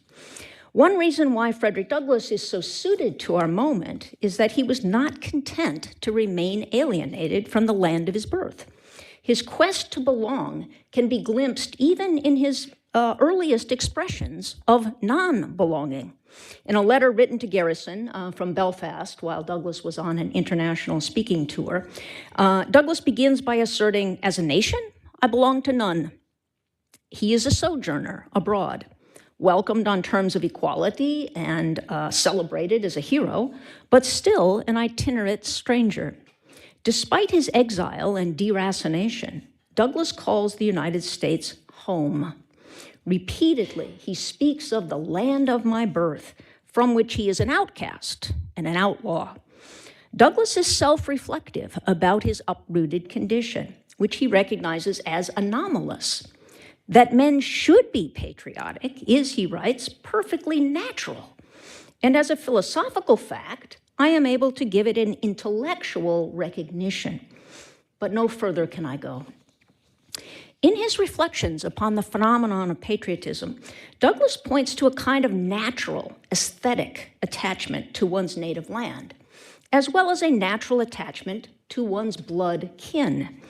Because of slavery, these two forms of love of one's own, which normally would be mutually reinforcing, are at odds. For Douglass, the blood claim of his sable brethren, and especially the warm blood of my outraged sisters, negates his American nativity. America, he says, will not allow her children to love her. The process by which Douglass became a patriot was a slow and arduous one. The longer paper on which my remarks this afternoon are based traces in painstaking detail each step along the way. but put in the briefest possible form, what I would say happened to Douglas was that he became a political being, attentive to the demands of persuasive speech and the ruling virtue of political prudence. It's important to remember just how radically apolitical, anti-political the Garrisonians were. Many of them were what was called, they were no government men, pacifists, millenarian utopians. From their perspective, slavery was just the most visible form of the violence endemic to all human rule. Garrison and his disciples relied on divine law to condemn American sinfulness. Their text was the Bible, their favored genre of speech, the Jeremiad. Although the Garrisonians certainly agreed with the Declaration's assertion that all men are created equal, they didn't really attempt to use the Declaration as an anti-slavery resource, viewing it instead as a giant fraud from the get-go. For the Garrisonians, morality and politics were simply irreconcilable. During his travels through the British Isles, however, Douglas met abolitionists who considered themselves the warmest friends of America and American institutions. He remarks that he frequently saw the American Declaration of Independence on display in their parlors. He tells of a Dubliner whose home featured a very expensively framed copy of the Declaration. This aged anti-slavery gentleman confessed that he was often tempted to turn its face to the wall. It is such a palpable contradiction of the spirit and practices of the American people at this time. Douglas, though, eventually drew a different lesson. If the problem is the abandonment of the founding principles by subsequent generations, if it is the sons of the fathers who have turned the Declaration's face to the wall, then a better strategy might be to restore the Declaration to its original prominence. Revolution, in its literal and conservative meaning of revolving back to the starting point, might be a promising path. While the Garrisonians denounced slavery as sin, Douglas began to focus more on slavery as a violation of rights. The shift is subtle. Certainly, Douglas grounds his understanding of human beings as rights-bearing individuals in equal creation by God. But over time, his language becomes more political and less exclusively religious. As he proceeded along this new path, Douglas began to formulate a definition of patriotism that privileges dissent. I will hold up America to the lightning scorn of moral indignation. In doing this, he said, I shall feel myself discharging the duty of a true patriot. After Douglas returned from almost 2 years abroad, he relocated from Boston, the center of Garrisonian abolitionism, to Rochester, New York, where he then launched his own newspaper, the North Star, and he launched it with the bold announcement that we shall try to have a mind of our own. He more than delivered on that aspiration. Once out of the orbit of the Garrisonians, Douglas undertook what he called a reconsideration of the whole subject. In the upshot, he completely reversed his position on 4 key matters: disunionism, pacifism, the non-voting principle, and the pro-slavery character of the U.S. Constitution. In his autobiography, he says that he studied with some care not only the just and proper rules of legal interpretation, but the origin, design, nature, rights, powers, and duties of civil government, and also the relations which human beings sustain to it. I think it's not an exaggeration to say that Frederick Douglass discovered political philosophy, and it cured him of Garrisonianism, and it gave him his country back. Douglass's reconsideration, at least initially, focused almost entirely on the question of whether the Constitution was a pro-slavery or an anti-slavery compact. As early as February 1849, Douglass was prepared to admit that if strictly construed, in other words, just the words alone, the document was not pro-slavery. However, that admission at that point meant little to him, since he didn't think that the letter of the law should determine interpretation. Instead, as he explained, quote, the original intent and meaning of the Constitution, that is, the one given to it by the men who framed it, those who adopted it, the one given to it by the Supreme Court of the United States, makes it a pro-slavery instrument. While Douglas sees the political advantage of Lysander Spooner's constitutional literalism, in other words, if it doesn't say slave, it doesn't mean slave, and remember, the word slave and slavery never appears in the original Constitution. Douglas sees how that might be a kind of political advantage, but he's not prepared to adopt it. He remains fixed in his view of the founders' nefarious intentions. He believes that the absence of the word slave or slavery from the Constitution simply indicates the wicked cunning of the drafters, who were ashamed of the name of their crime, but adept in devising federal protection for it. Even while forcefully forwarding this Garrisonian interpretation of the Constitution as a pro-slavery document, Douglas, as editor of the North Star, takes the very un-Garrisonian step of saying that he is prepared to hear all sides and to give a candid consideration to the views of Spooner and Gerrit Smith and others associated with the Liberty Party. They were the sort of political action abolitionists. And they asserted the anti-slavery character of the Constitution. Now, I already indicated my belief that today's students could benefit by following along with Douglas as he weighs the evidence, as he changes his mind. But maybe more important than the substantive transformation is the attitude of truth-seeking humility that makes such transformation possible. Douglas refuses to regard his current position on the Constitution as correct beyond the possibility of an honest doubt. By granting a hearing, inviting a hearing to those who disagree with him, he's not allowed to dismiss them. He's not allowed to say that they are bent upon making the worse appear the better reason. Now, of course, there is such a thing as sophistry, and Douglas was convinced that John C. Calhoun was a sophist. But it must be proven, not assumed. Start from the arguments rather than the ascription of motives. What enabled Douglas to finally reconcile morality with politics? Certainly the results are clear. The reconciliation that he achieved made him pro-union. He now started to argue that slavery would be abolished only through the Union, not through the Union's dismemberment. It made him pro-political party, and he was then faced with difficult decisions. Should he support only Liberty Party candidates? Should he support more moderate and free soil candidates and eventually Republican Party candidates? And it made him pro-slave insurrection. Hence his endorsement of resistance to the fugitive slave law and his financial support for John Brown. Never does Douglas say that he switched to a Machiavellian calculus, that one can do evil that good may come. My view is that Douglas did remain a man of principle. He didn't give up on doing rightly, but he did add the virtue of political prudence to his understanding of what constitutes a principled life. Prudence permits one to choose the lesser of two evils. Let me just say a word about the final stage of Douglas's conversion.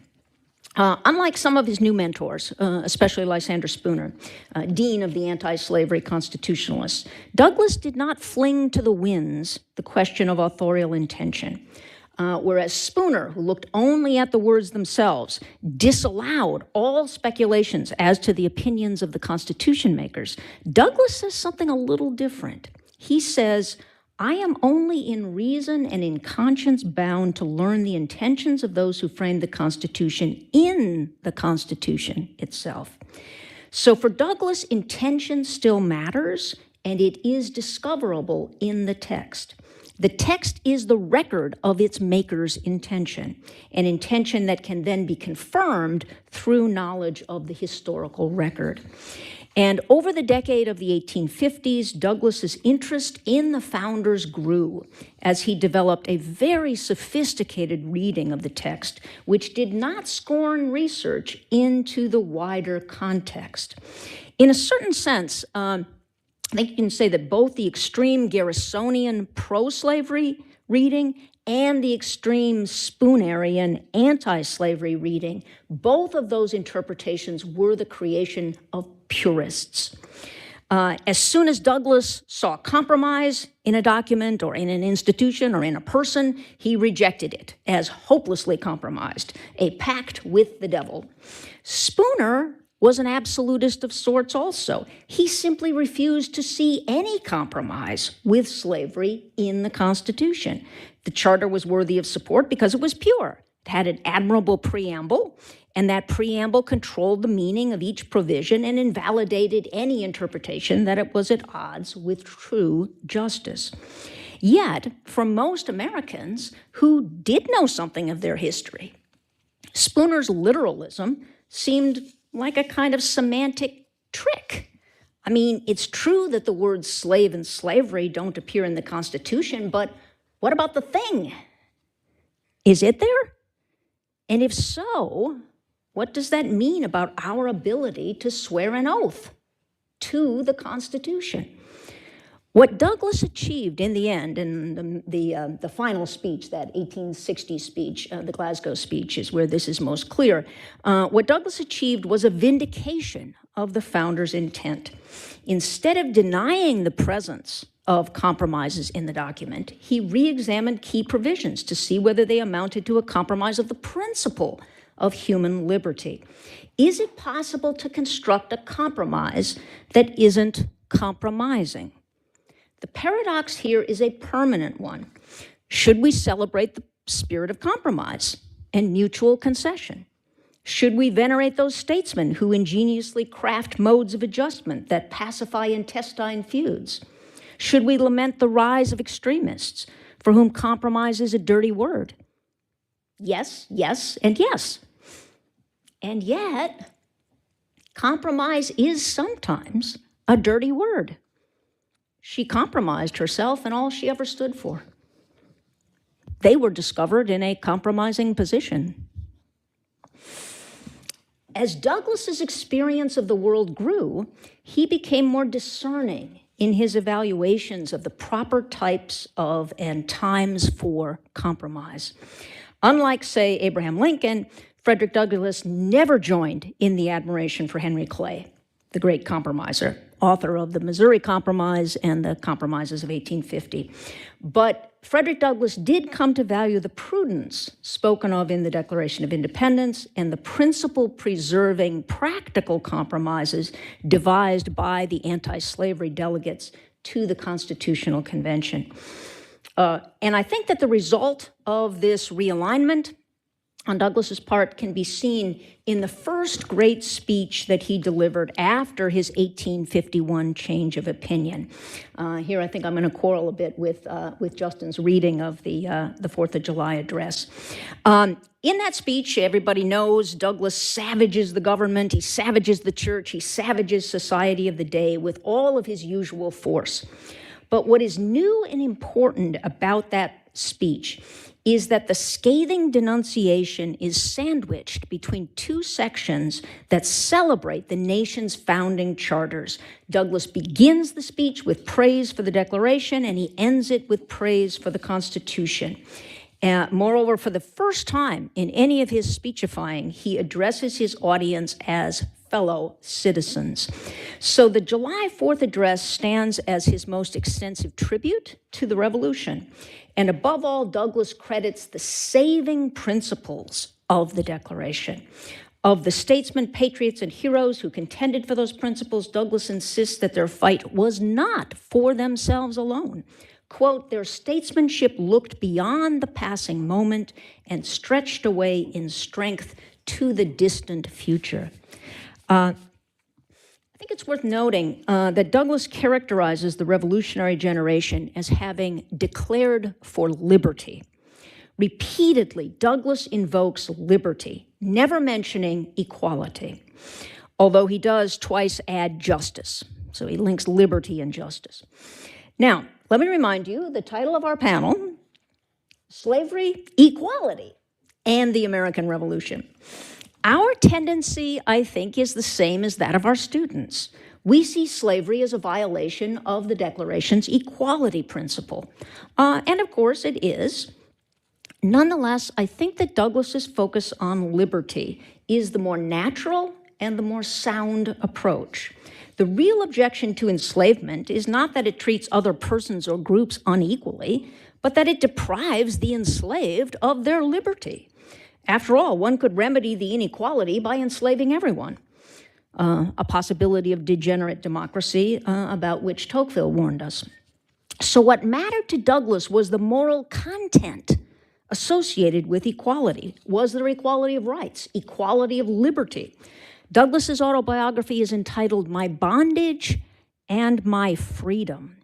Keeping that opposition in mind, I think, is an important corrective for us today when the notion of equality has sort of gone off the straight and narrow rails laid out by the individual natural rights to life and liberty. All right, let me wrap this up. We've seen that Douglas's remarkable journey didn't cease when he became physically free from enslavement. He sought a fuller form of freedom. He sought political freedom. But before he could agitate for citizenship and equal rights, civil rights, Douglas had to discover himself to be a political being. He had to find a way to belong to the political community. He became a patriot. He came to regard whites, even those who declined his fellowship, as fellow citizens. And he developed the virtues required of citizens, learning to listen as well as to speak. Something like Douglas's roundabout journey back to 1776 must be taken by students today who often begin from a place of alienation, political alienation. With any luck, they will end up where Douglas did, advising his July 4th audience to cling to this day, cling to it and to its principles with the grasp of a storm-tossed mariner to a spar at midnight.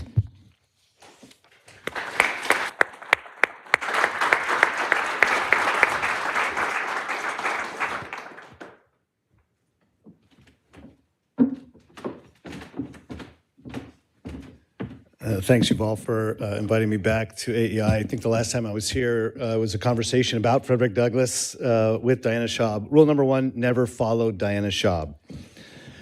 I'm here to talk about Lincoln and equality. Lincoln once said that public opinion, quote, always has a central idea from which all its minor thoughts radiate. He thought that in America, that idea at the beginning was, and until recently has continued to be, the equality of men.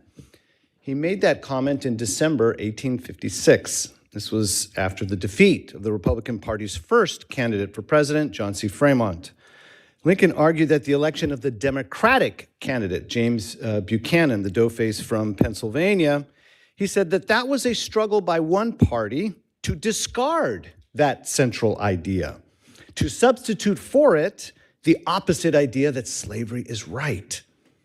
If not opposed, he believed it would produce, quote, the perpetuity of human slavery, its extension to all countries and colors, rather than what he saw was the steady progress towards the practical equality of all men that had marked the development of American self-government. And so over the next 4 years, Lincoln would battle rhetorically for the mantle of the American founders, and especially to reclaim human equality as the central idea, the meaning of America. But weren't the founders racists because of their slaveholding? To be sure, in the midst of fighting for their right to govern themselves, they did not abolish slavery right away.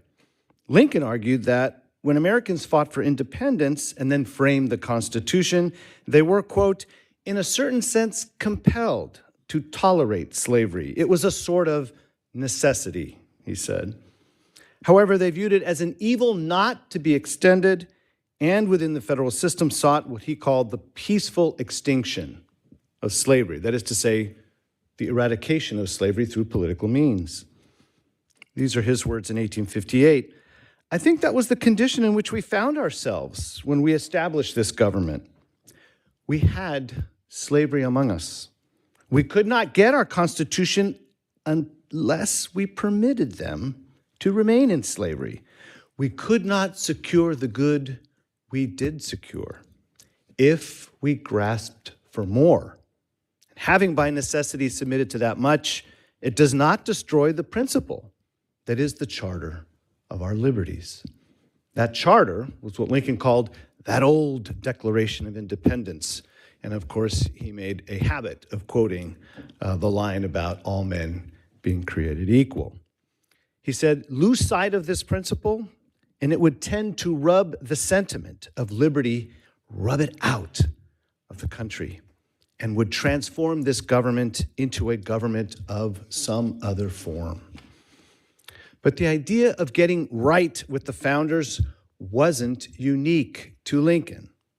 In fact, the two main alternatives to the Republican Party during the all-so-pivotal 1860 presidential campaign and the ensuing secession winter both appealed to the American founders.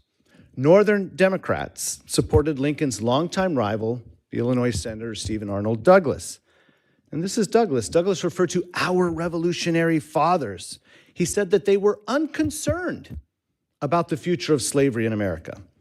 He claimed the founders endorsed what he called popular sovereignty as a kind of political, and this was his word, diversity. That was the word he used for federalism. In his first formal debate with Lincoln in 1858, he said, quote, our fathers intended that our institutions should differ. And he added, Washington, Jefferson, Franklin, Madison, Hamilton, Jay, and the great men of that day made this government divided into free states and slave states, left each state perfectly free to do as it pleased on the subject of slavery.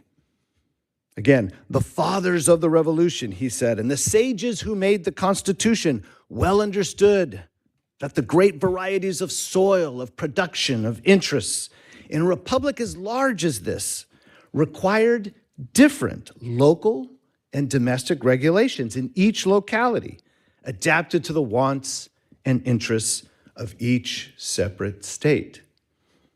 On the other hand, this is the bad stuff, according to Douglas, uniformity in local and domestic affairs would be destructive of state rights, of state sovereignty, of personal liberty and personal freedom.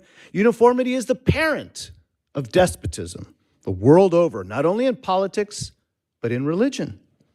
And so Douglas argued, Stephen Douglas, by insisting on racial equality, Lincoln was seeking, quote, one consolidated empire, end quote. And you know, in the time of the founding, that was the C word, consolidation. So he thought better for Congress to butt out, not to interfere with the domestic institutions of either the states or the federal territories. So that's the Northern Democrats. In 1860, Southern Democrats nominated the sitting vice president, John C. Breckinridge of Kentucky. Breckinridge said, the government our fathers gave us enshrined equality of the states of the Union. That was the fundamental principle of the Constitution.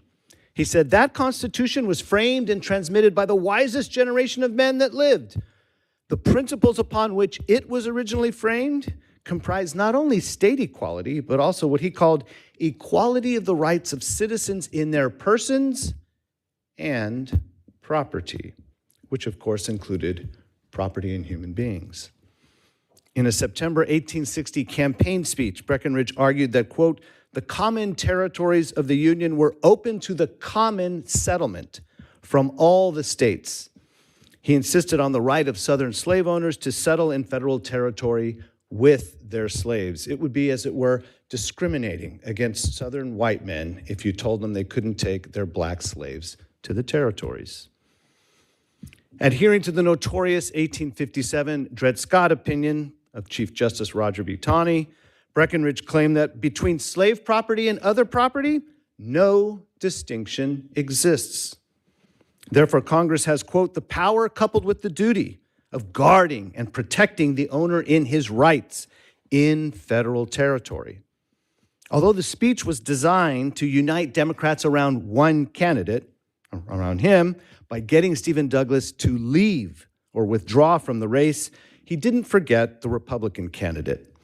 He said Lincoln, quote, represents the most obnoxious principles in issue in this canvass.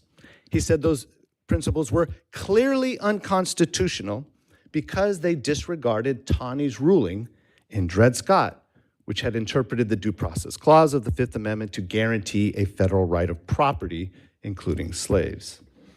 And so, as I think, 1860 was really a referendum on whose interpretation of the American founding was correct. But in the decade leading up to the 1860 presidential election, Lincoln's appeal to the American founding was not directed at slave-owning Southerners. They had long since rejected the view that slavery was, as Lincoln put it, a necessary evil. They had defended it as a positive good for both the master and the slave.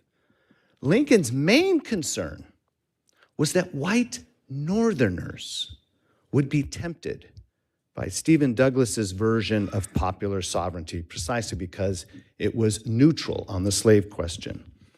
Douglas believed that whites at the local level, again, whether in states or territories, had the right to decide the question without interference or intervention from Congress. In reference to the enslavement of black people out west, Douglas said, "I don't care whether it be voted up or down." He didn't think his position as a U.S. senator should have any influence, let alone any authority over whether slavery was permitted out there. This indicated to Lincoln that the greatest obstacle to stopping the spread of slavery in the United States was Douglas persuading white Northerners not to care about the plight of black people in the territories. Lincoln's words, "They tell us that they desire the people of a territory to vote slavery out or in as they please. The question arises, slavery or freedom? Caring nothing about it, they let it come in. And that is the end of it. It is the surest way of nationalizing the institution. Just as certain, but more dangerous because more insidious. But it is leading us there just as certainly and as surely as Jeff Davis himself would have us go."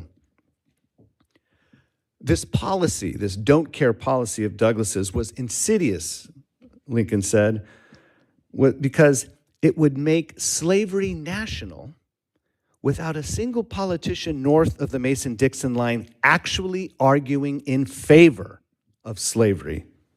Simply get white Americans in the free states not to care if the enslavement of black people became legal in federal territory. Once slavery was accepted as a constitutional right in the territories, it would soon become a federal right in the free states, regardless of what those states' constitutions or laws said. If white Northerners agreed with Douglas that Congress did not have authority to regulate the domestic, that is to say, the local institutions of the territories, then Douglas's declared indifference, as Lincoln put it, would actually represent covert, real zeal for the spread of slavery.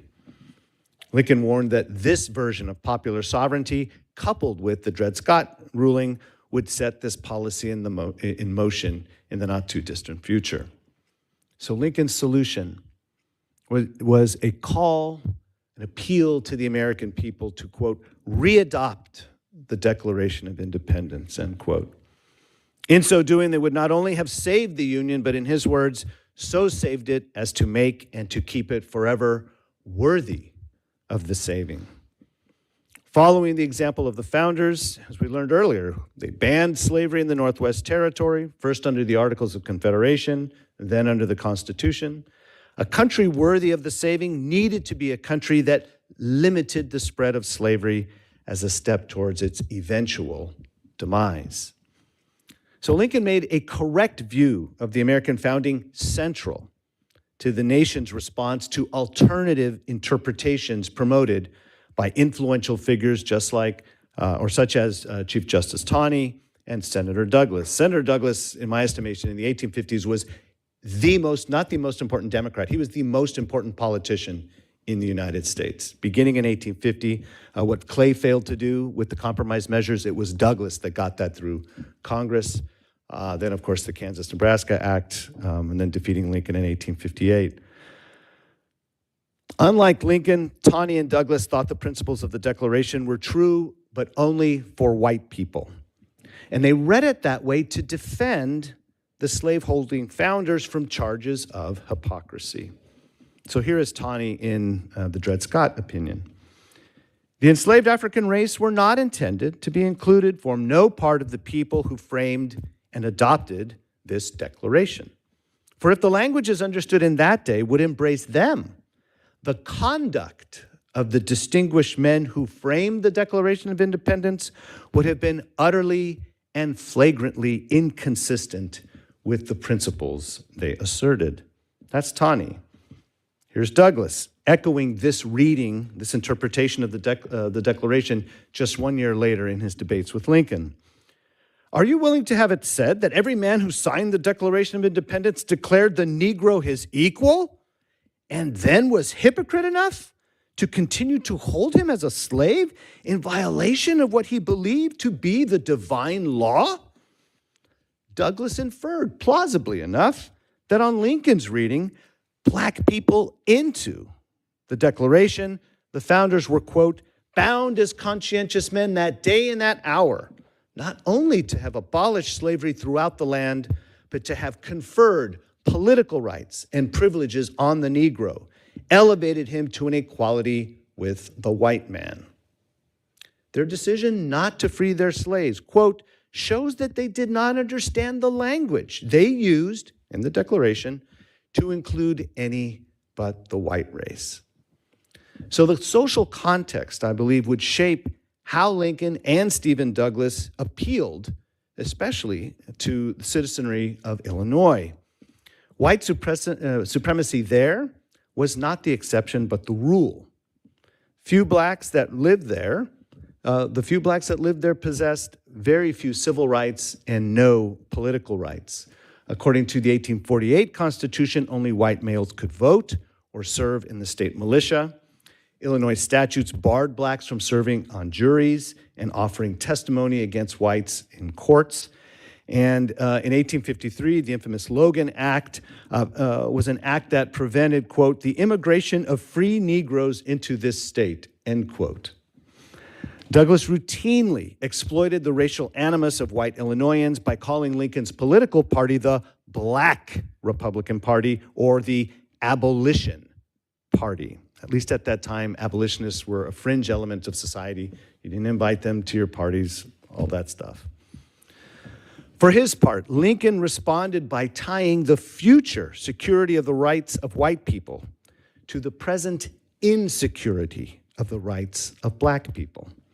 Given the color prejudice of most white Illinoisans, given that no blacks were even allowed to vote in that state in 1858, what is extraordinary is that Lincoln kept bringing up the natural rights of black people during his debates with Douglas, explicitly seeing, reading blacks in, not outside of, the Declaration of Independence. Even when he appealed to the self-interest of bigoted white Illinoisans, Lincoln never did so without showing them the true basis of their rights, namely the Declaration's principle of human equality. His hope was that white prejudice would eventually yield to the claims of their common humanity with all human beings, regardless of race. In his critique of Taney's Dred Scott ruling, Lincoln elaborated on the meaning of equality in the Declaration. He said of the founders, quote, they did not mean to assert the obvious untruth, that all were then actually enjoying that equality, nor yet that they were about to confer it immediately upon them. In fact, they had no power to confer such a boon. They meant simply to declare the right so that the enforcement of it might follow as fast as circumstances should permit. So Lincoln understood the founders not as hypocritical politicians, but as what I would call prudent revolutionaries. They recognized that in addition to longstanding prejudice, to be sure, and economic self-interest, circumstances like a war with Great Britain and a potential war between the races would prevent immediate mass emancipation in any state, especially those with a significant slave population. So simply put, at the time of the founding, Americans did not believe they could both free themselves and free their slaves at the same time. To do so would jeopardize their efforts to secure and maintain their independence from England.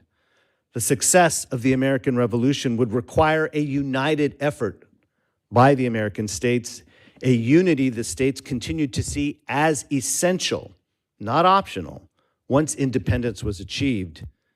Lincoln believed that to form a more perfect union, the founders had to make compromises to establish a viable national government. In their minds, liberty required independence, independence required unity, and unity required compromises. So slavery would remain a state institution that the Constitutional Convention accommodated for the sake of maintaining the Union of American states. Lincoln also went on to observe that the founders' inaction regarding enslaved blacks in America was similar to the founders' inaction toward free whites in America. While it was obvious that equality was not secured for black people on American soil, Lincoln pointed out the less obvious fact that the founders, quote, did not at once or ever afterwards actually place all white people on an equality with one another, end quote. For example, in the early decades following American independence, some states employed property and religious qualifications to limit the right to vote. So not all white people were made equal in their civil or political rights. Lincoln surmised that the Declaration set up what he called a standard maxim for free society, which could be familiar to all and revered by all, constantly looked to, constantly labored for, and thereby constantly spreading and deepening its influence, augmenting the happiness and value of life to all people of all colors, everywhere. While natural rights were the birthright of every person, civil and political rights would depend on the sentiment of the community. What Lincoln, along with the American founders, called a self-evident truth that all men are created equal, Stephen Douglas called, quote, a monstrous heresy, end quote. Douglas eventually appealed explicitly to white supremacy as a union-saving measure after Lincoln was elected in November 1860. An election, as you know, that provoked South Carolina to dissolve its union with the rest of the American states in December 20th and 24th. So on Christmas Eve Day, December 24th, 1860, Stephen Douglas proposed two constitutional amendments. His 14th article, it would have been our 14th Amendment. This is the first line of it. And think of the current 14th Amendment in light of this one. Here's what Douglas said should become a part of the Constitution. The elective franchise and the right to hold office, whether federal, state, territorial, or municipal, shall not be exercised by persons of the African race in whole or in part, end quote. So the contrast between Douglas's 14th Amendment and the one that actually passed during Reconstruction could not be more striking. Where the latter 14th Amendment speaks of the equal protection of the laws, Douglas sought a constitutional ban against black people from even voting or holding political office at any level in any place in the United States. If there is anything that distinguishes Lincoln's approach to the problem of racial slavery in America from Douglas's, it is Lincoln's consistent attempt to get white Americans to acknowledge what they shared, what they had in common with black Americans, and that was their equal possession of natural rights. A year before he was elected president, Lincoln was invited to speak in Boston to mark the anniversary of Thomas Jefferson's birth. Instead of making the trip, he sent a letter extolling Jefferson's achievement in drafting the Declaration. He wrote that the principles of Jefferson are the definitions and axioms of a free society. Lincoln drew from his study of Euclid's geometry to picture the Declaration's principles as the building blocks of democracy. But he acknowledged that even self-evident truths can be denied and evaded, as was the case when he wrote that letter in 1859. Nevertheless, he insisted, this is a world of compensations. He who would be no slave must consent to have no slave. And then he alluded to Jefferson's notes on the state of Virginia by adding, those who deny freedom to others deserve it not for themselves, and under a just God cannot long retain it. These were astounding words for Lincoln, the Republican and former Whig, to utter, given that Jefferson was one of the founders of the Democratic Party. Still, Lincoln declared all honor to Jefferson, to the man who, in the concrete pressure of a struggle for national independence by a single people, had the coolness, forecast, and capacity to introduce into a merely revolutionary document an abstract truth applicable to all men and all times, and so to embalm it there that today and in all coming days it shall be a rebuke and a stumbling block to the very harbingers of reappearing tyranny and oppression. In looking back to Jefferson, Lincoln looked back to a founding generation that put the principles of self-government in writing, principles he invited fellow citizens to recognize as the true source of their rights, and that obligated them, therefore, to eliminate slavery, as he put it, as fast as circumstances should permit. Lincoln's campaign for president in 1860, I believe, was the culmination of efforts begun back in 1854, running through that decade to remind the American people of the true basis of their rights and the constitutional path to the eventual abolition of slavery. His was one of three clear paths presented to the American people in 1860 at a critical time, the most critical time in our history. And for Lincoln, it was the Declaration's equality principle that was the lodestar of his political thought. He defined that principle as, in one place in a note to himself, he called it the principle of liberty to all, the principle that clears the path for all, gives hope to all, and by consequence, enterprise and industry to all. It reflected what he called the justice of the Creator to his creatures. And he added, yes, gentlemen, to all his creatures, to the whole great family of man. In their enlightened belief, nothing stamped with the divine image and likeness was sent into the world to be trodden on, degraded, and imbruted by its fellows. I believe Lincoln's speeches as a citizen and president, as well as actions that both preserved the American Union and emancipated slaves, were the primary reason white supremacy did not become a systemic part of American national government. The American people at that election rejected both the positive good argument for the enslavement of black people and toleration of the spread of racial slavery under Stephen Douglas's popular sovereignty policy. Lincoln's interpretation of the Declaration prevailed with its principle of human equality understood as an abstract truth applicable to all men and all times. Lincoln became the greatest defender of the American founding, not only by fighting to preserve the Union of American States, but also by fighting to restore the principle of equality as the central idea of America. In doing so, he taught subsequent generations the true principles of self-government. These, I believe, can still help Americans find common ground for promoting a common future as a united and free people. Thank you.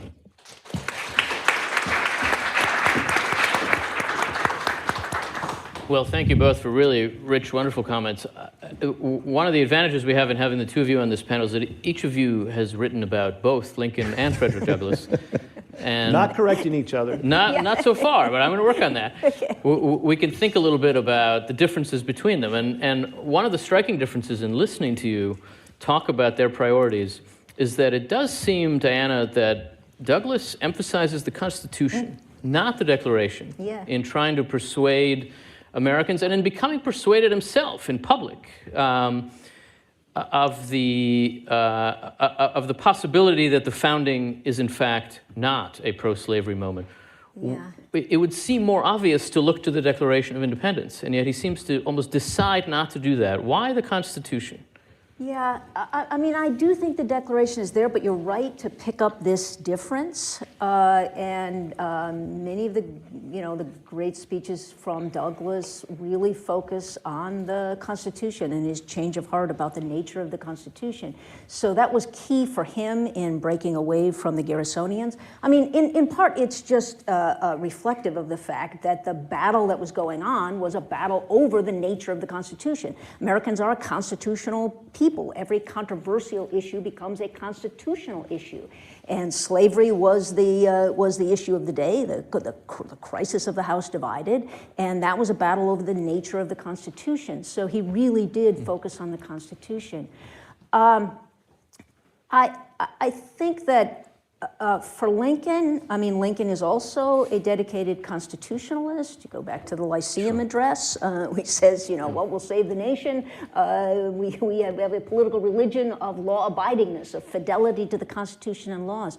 But I think by the 1850s, Lincoln realized that the breakdown of constitutionalism was so complete, and the only way to put the nation back on track was to do what Lucas mentioned, that we had to return to a unified sentiment on the wrongness of slavery, and that was what had to be done. And for Lincoln, that made the Declaration primary.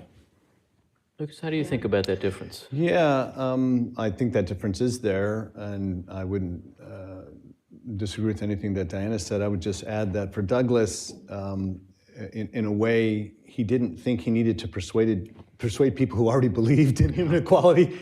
They needed to have permission to read the Constitution a little differently, and that a little differently really is a lot differently. Here is where Frederick Douglass and Abraham Lincoln actually part ways. Lincoln actually believed, like you said, is the thing there or ain't it? And it's there. And Douglas does not want to concede rhetorically that the thing is there. He wanted white Northerners to give themselves permission to interpret that document as one that did not countenance slavery, as something that was protected, right? The mission statement is in the preamble. If it's so important to people, why didn't they ever mention it, right? They talk about the blessings of liberty, they talk about justice. Where's slavery? Not to be found, right? All the euphemisms. And so Douglas's beef with Northerners, especially white Northerners, was not, well, hey, I need to persuade you that all men are created equal. He lived in Boston and then Rochester. Most of those people, at least in theory, conceded human equality. But they would always come back and say, but the compromises, but the compromises. And Douglas said, no. That refers to indentured servants, or that refers to this or that. That doesn't refer to slaves. So you can and have a duty to interpret the Constitution as you see it. You don't need a law degree. He's very specific about this. That Constitution doesn't belong. Sorry, I got some law professors here. You have all the good lawyer jokes. I'm not going to mention one here.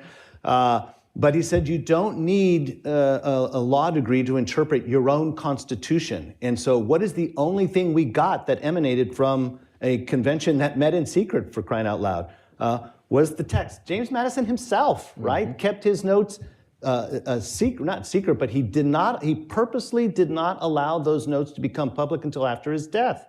That's not until the 1840s. When that happens, what does everybody do? Everybody, the pro-slavery and anti-slavery guys, start pouring over Madison's notes to figure out what were the intentions. And in a way, we see with Douglas, he's the most Madisonian of all. He's like, Madison told us not to look at his own notes. They were the most copious notes. He said to work out the meaning has to be in the conversation of the people who were deciding on whether or not to make that thing their thing, right? Are we going to throw out our current Constitution, the Articles of Confederation, Perpetual Union, and replace them with this new thing that talks about an electoral college? What on earth is that, right?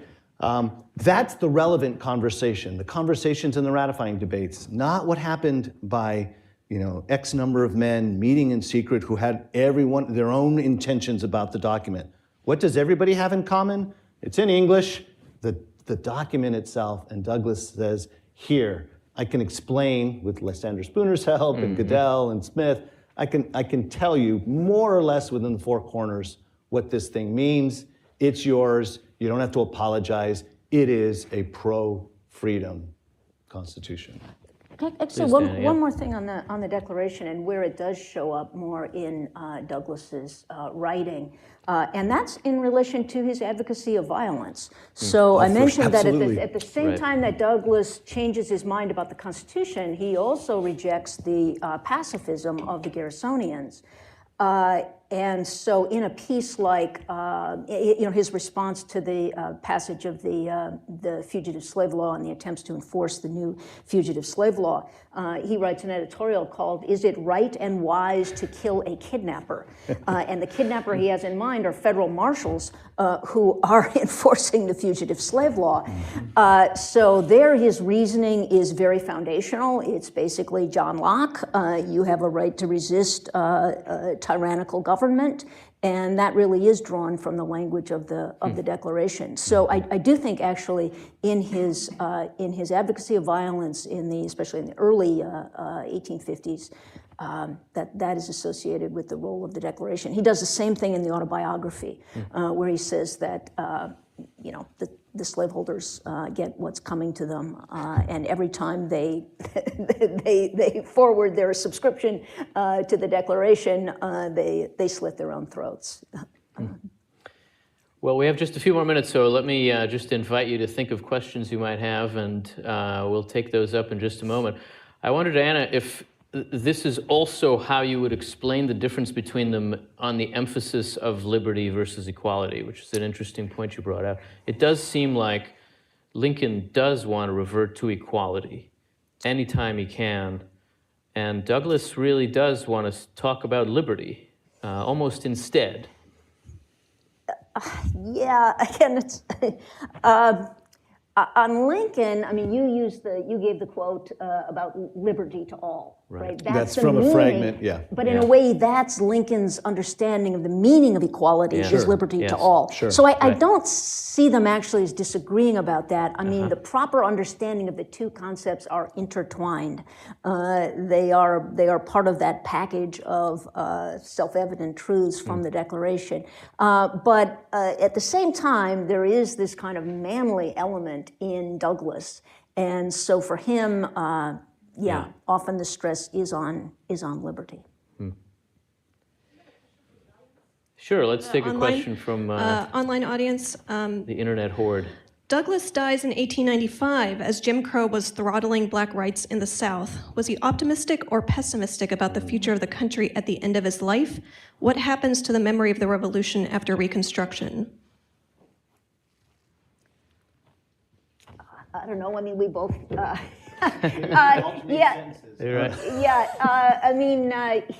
I think there is an unquenchable hopefulness in Douglas. And so there are times, where he is very low. And that period of the 1880s and 1890s, things are not going in a good direction. He's very aware of what's happening. One of his last great speeches was on the topic of lynching. But I think he never loses his hopefulness. And so there's a famous story about a young man who comes to Douglas late in Douglas's life and says, what can I do for the cause? And Douglas is supposed to have said, agitate, agitate, agitate. Yeah, I think, and again, this doesn't rebut what Diana said, but for every statement you can hear of Douglas, this almost superhuman hopefulness, right? Dred Scott passes by almost unanimous court, only 2 dissenters. He's like, oh, things have never looked better, because of the backlash it provoked, even though it's 7-2. That's a slam dunk today. He just had this indefatigable hopefulness. However, decades after the Emancipation Proclamation, he calls it a stupendous fraud, right? He says, how can you free us from enslavement to an individual and not give us the vote or enforce the vote? That makes us enslaved to the white majority. And so The fact that good grief, he's making arguments against colonization in the 1890s. Yeah. I mean, how frustrating can that be, right? We were here before there was a here. And he's got to explain why Black Americans for generations, why they should consider themselves Americans on American soil, right? So I think, I don't know, maybe depended on what mood you found him in, but he never wanted people to lose hope, because for him, the only levers, the only game in town is the Constitution. It's the Declaration. I mean, that's, show me Plan B, right? You can't improve on these, right? He called it in the 1852 speech, the very ring bolt of this nation's destiny. And that's a pretty important part of a ship. You don't lose sight of that, right? If these principles are right, and he called them saving principles, then those can't be improved on. So all he can do is hope that, what did King say many decades later? All we ask is that you be true to what you said on paper, right? If you said something different, like if we had adopted, for example, the Confederate States of America Constitution, right? They're very clear, right? Negro slavery, that phrase shows up more than once there. Can't touch it, right? It is unconstitutional to ban slavery in the Confederate Constitution, okay? At least from the Confederate Congress, not the states, okay? They're very explicit on systemic injustice. They're very explicit. This is a white person's country, okay? And so for Douglas, we didn't have that Constitution. The levers of freedom are there. We just gotta step up to it.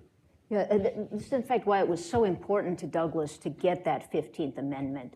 I think he knew that it was not going to be enforced. I mean, that it would have, that after a period, what happened, what did happen, he was aware that that was a possibility. But he thought it was so crucial to get it into the Constitution, because once it's there, it then becomes a weapon. That's another reason why I think he put more focus on the Constitution than the Declaration. What the political action abolitionists were trying to do was to weaponize the Constitution, make the Constitution a real force in the anti-slavery battle. Yeah, in the back, please. Many microphones. Hello. I have a question mainly for Diana Schaap, but I'd love to hear everybody's thoughts.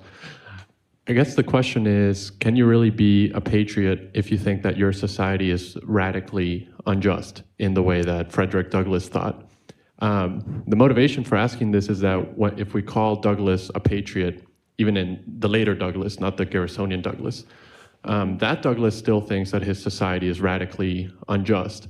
And so it seems like he doesn't have a patriotism that says something like, my country is good, but he has a patriotism maybe that says, well, I need to appeal to this kind of nationalist imaginary to motivate people to fight for justice. But right now, my country is pretty terrible. Yeah, no, it's a good question. I mean, that's why this moment of transformation where he changes his mind about the nature of the Constitution is so important, because now he can be a patriot. It's not something imaginary. It's our founding charter. And it's there. Americans take an oath to live by it.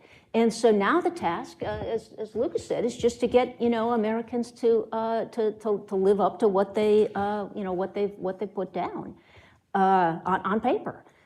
And that's a different task. In other words, he can now say, I am the true heir of the founders, and it's the sons of the fathers who have betrayed the revolution. And I think that's actually what he's really doing in that 4th of July address. There's a very curious moment as he makes the transition from the praise of the Declaration to the attack on the current generation, on the sons of the fathers. And he says, well, Americans like to hear praise of themselves, and so I will leave the praise of America to those whose regular descent from those men is less likely to be questioned than mine. In other words, Douglass has just indicated, guess what? I'm a biological son of the founders too. I am at least half white. But I'm the natural son of the founders, and you guys are the by marriage, legitimate, recognized sons of the founders. But guess which one is the true son? The natural son is the true son, and all of the rest of you are betraying that founding. That's a very powerful position, and it seems to me that is real patriotism. So he doesn't, he no longer, once he's made this change, had this change of heart, change of interpretation, he no longer believes that the nation is fundamentally unjust. He believes the nation is fundamentally just. I guess, can you be more specific? Because when you say the nation, what is actually more just?